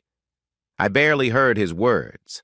I was lost in Amelia's eyes, the soft gray-green color that seemed to see right through me and loved what was inside. When it was time for the vows, we used our own words. Amelia went first, her voice steady even though tears ran down her cheeks. I was so scared to trust that I forgot how to hope, she said. I built walls so high I couldn't see past them anymore. Then you came, patient, kind, and stubborn, and you waited. You showed me that courage isn't not being afraid, it's choosing love anyway. I choose you, Wyatt. Today and every day after. It was my turn. The words I had practiced felt not quite enough, but I said them anyway, because they were true. I came here broken, I said. Sure, I would never trust again, running from what I thought I had to be. You showed me broken pieces can still come together in new ways. You showed me what home really means. I choose you, Amelia. Not because you fixed me, but because you loved me, while I learned to heal myself. Then came the rings. My mother's small diamond, reset in Wyoming gold for Amelia's finger, and a simple band she picked for mine. The preacher spoke about unions, promises, and the mysterious ways of love. Far away, a coyote howled at the rising moon. I now pronounce you husband and wife, the preacher said. You may kiss your bride. I did, fully. The guests cheered loudly. I heard Jeb say something about the coyote being a sign from the land, but mostly I felt Amelia in my arms, her lips on mine, her heart beating against my chest. We were married. After everything, we were finally married. The reception took place in the barn, which was made special for one night only. The sound of fiddles filled the air, played by 3 old musicians who had been playing at Thorne weddings for many years. Long tables were covered with ranch barbecue brisket, ribs, and all the sides cooked by Lila and a group of women from the county. Someone brought homemade whiskey that was passed around eagerly. Halfway through the night, Travis stood in front of everyone with a glass of sparkling cider. Most of you know I haven't been the easiest person to love, he said, and the crowd laughed quietly. I spent many years angry at the world, at my family, and at myself. Then this stranger came along, a drifter from Texas, with rough hands and secrets in his eyes. Instead of walking away from our troubles, he stayed. He worked hard and believed in us, even when we had stopped believing in ourselves. He paused. I saw Sarah Whitmore, the new school teacher he had been spending time with, reach out and hold his hand. That kind of faith, Travis said, in people who didn't deserve it, is rare. It's special. So here's to Wyatt and Amelia. May your love be as strong as you both are, and may it last longer than these mountains. Glasses were raised, and cheers filled the room. I caught Travis' eye and nodded my thanks. He nodded back. We had both come a long way. Our first dance was a mess, but a happy one. Amelia and I didn't know what we were doing. We stepped on each other's feet and laughed while the fiddles played a slow, sweet song. I still can't dance well, I whispered in her ear. She laughed, light and free. Neither can I. Well, learn together, like we do everything else. From her seat near the edge of the dance floor, Lila watched us with tears in her eyes. Hank sat next to her and held her old hand. I knew they were remembering their own wedding here 50 years before. The way love moved from one generation to the next, unbroken through time, made my heart feel full in the best way. Late in the evening, when the celebration was slowing down and guests were getting ready to leave in their trucks, I quietly slipped away to the cabin. Our cabin. The word still felt new and special. On the pillow, an envelope waited for me. My name was written in Amelia's familiar handwriting. Inside was a single sheet of paper, a doctor's report from the county clinic, dated 2 weeks earlier. I read it 3 times, before, I fully understood. Amelia was pregnant, 8 weeks along.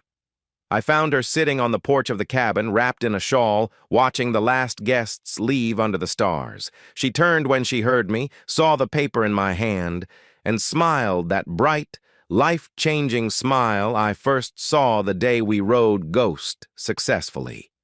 No words were needed. I pulled her close, held her tight, feeling her warmth against the cool autumn air. Tears came, and I didn't try to stop them. Such deep happiness had to be shown. A new Thorn, she whispered at last, or maybe a new Harlan. I kissed her hair and breathed in the scent of wildflowers and home. Both. Everything I was before and everything we will become together. 5 years passed, like water slipping through cupped hands, too fast to catch but changing everything as it went. The iron tea grew beyond what I could have dreamed when I first came here. Wyatt's money helped fix the ranch's money problems. Years of hard work did the rest. We made the cattle business bigger, updated the equipment, and brought in new cattle that made the herd stronger. Next, Travis land next door joined with the main ranch. It became one big ranch, stretching over thousands of acres of great Wyoming land. Amelia's vet clinic grew too. What started in an old equipment barn became a real building where she helped ranchers from 3 counties. She trained 2 local helpers, wrote articles about animal care on the frontier that got noticed by experts, and never lost the gentle skill that first caught my attention. Ghost, now a steady cow horse, worked with her on visits to farms. We had 2 children. The boy came first. We named him Hank, after the man who took a chance on a stranger in a diner and changed our lives. He was 4 now, already showing the stubbornness of his grandfather and the sharp mind of his mother. The girl was born 2 years later. Travis suggested the name Eleanor after his own mother, without anger or sadness. The past was respected, not forgotten. The old hurts were finally healing. Travis himself had changed the most. He married Sarah Whitmore the previous spring, and they had a newborn baby they named James. Travis ran the joined cattle business with real skill. The anger that once controlled him was now used in good ways. We had become true partners, like brothers, though not by blood. Lila passed away peacefully 2 years after the wedding, surrounded by everyone she loved.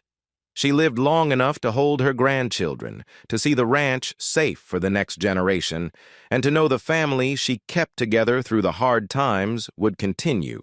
Hank kept going without her, slower with age, but at peace. Every Sunday morning, he walked to her grave on the hill above the valley and talked to her for an hour or more. I never asked what he said.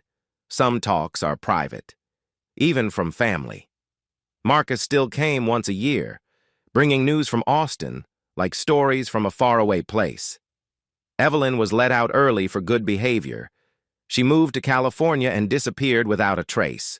Royce was on his 4th marriage by then. Their names didn't touch me anymore. They belonged to a life long gone, to a stranger I used to be and would never be again. Now, evening was settling over the valley like a calm gift. I sat on the porch of the main house, my home now, our home, watching the sun set behind far mountains. The view was the same every night, but never quite the same twice. The light colored the peaks in gold and purple, and somewhere far off, cattle made soft sounds as they settled for the night. Amelia came out and gave me a glass of good whiskey before sitting in the chair next to mine. The kids were with Travis and Sarah tonight, giving us a rare, quiet moment. She tucked her feet under her and rested her head on my shoulder with a soft sigh. We sat without talking for a while, watching the colors change and feeling the day slowly let go.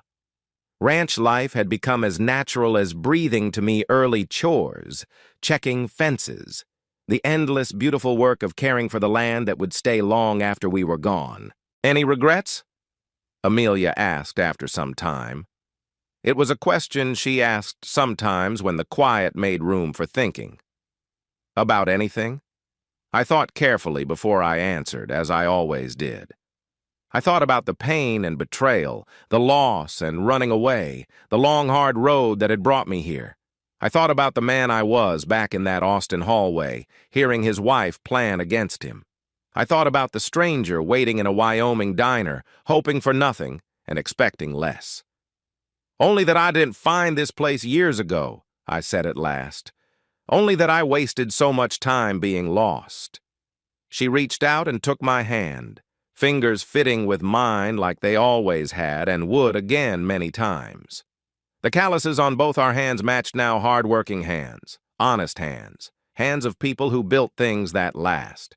The sun went down, leaving the sky full of soft colors and the first stars shining. Somewhere nearby, a coyote made its quiet call. I smiled. It didn't feel scary anymore. It was just one more sound in this wild, wonderful place. I thought about the land out here, how it had spoken to me during the hard times when I was hurting and trying to heal. I had lost a lot. Losing so much leaves you empty and makes you start over from the bottom. But there was also hope. There was home. And a deep truth. Even broken things can become strong and beautiful again if you have the patience and care to help them find a new way. The land had forgiven me for all the mistakes I made. My family had chosen me, even knowing the darkest parts of who I was. The woman next to me had seen me damaged, defensive, scared, and still decided to stand by me. I was Wyatt Harlan, and now my true story had started.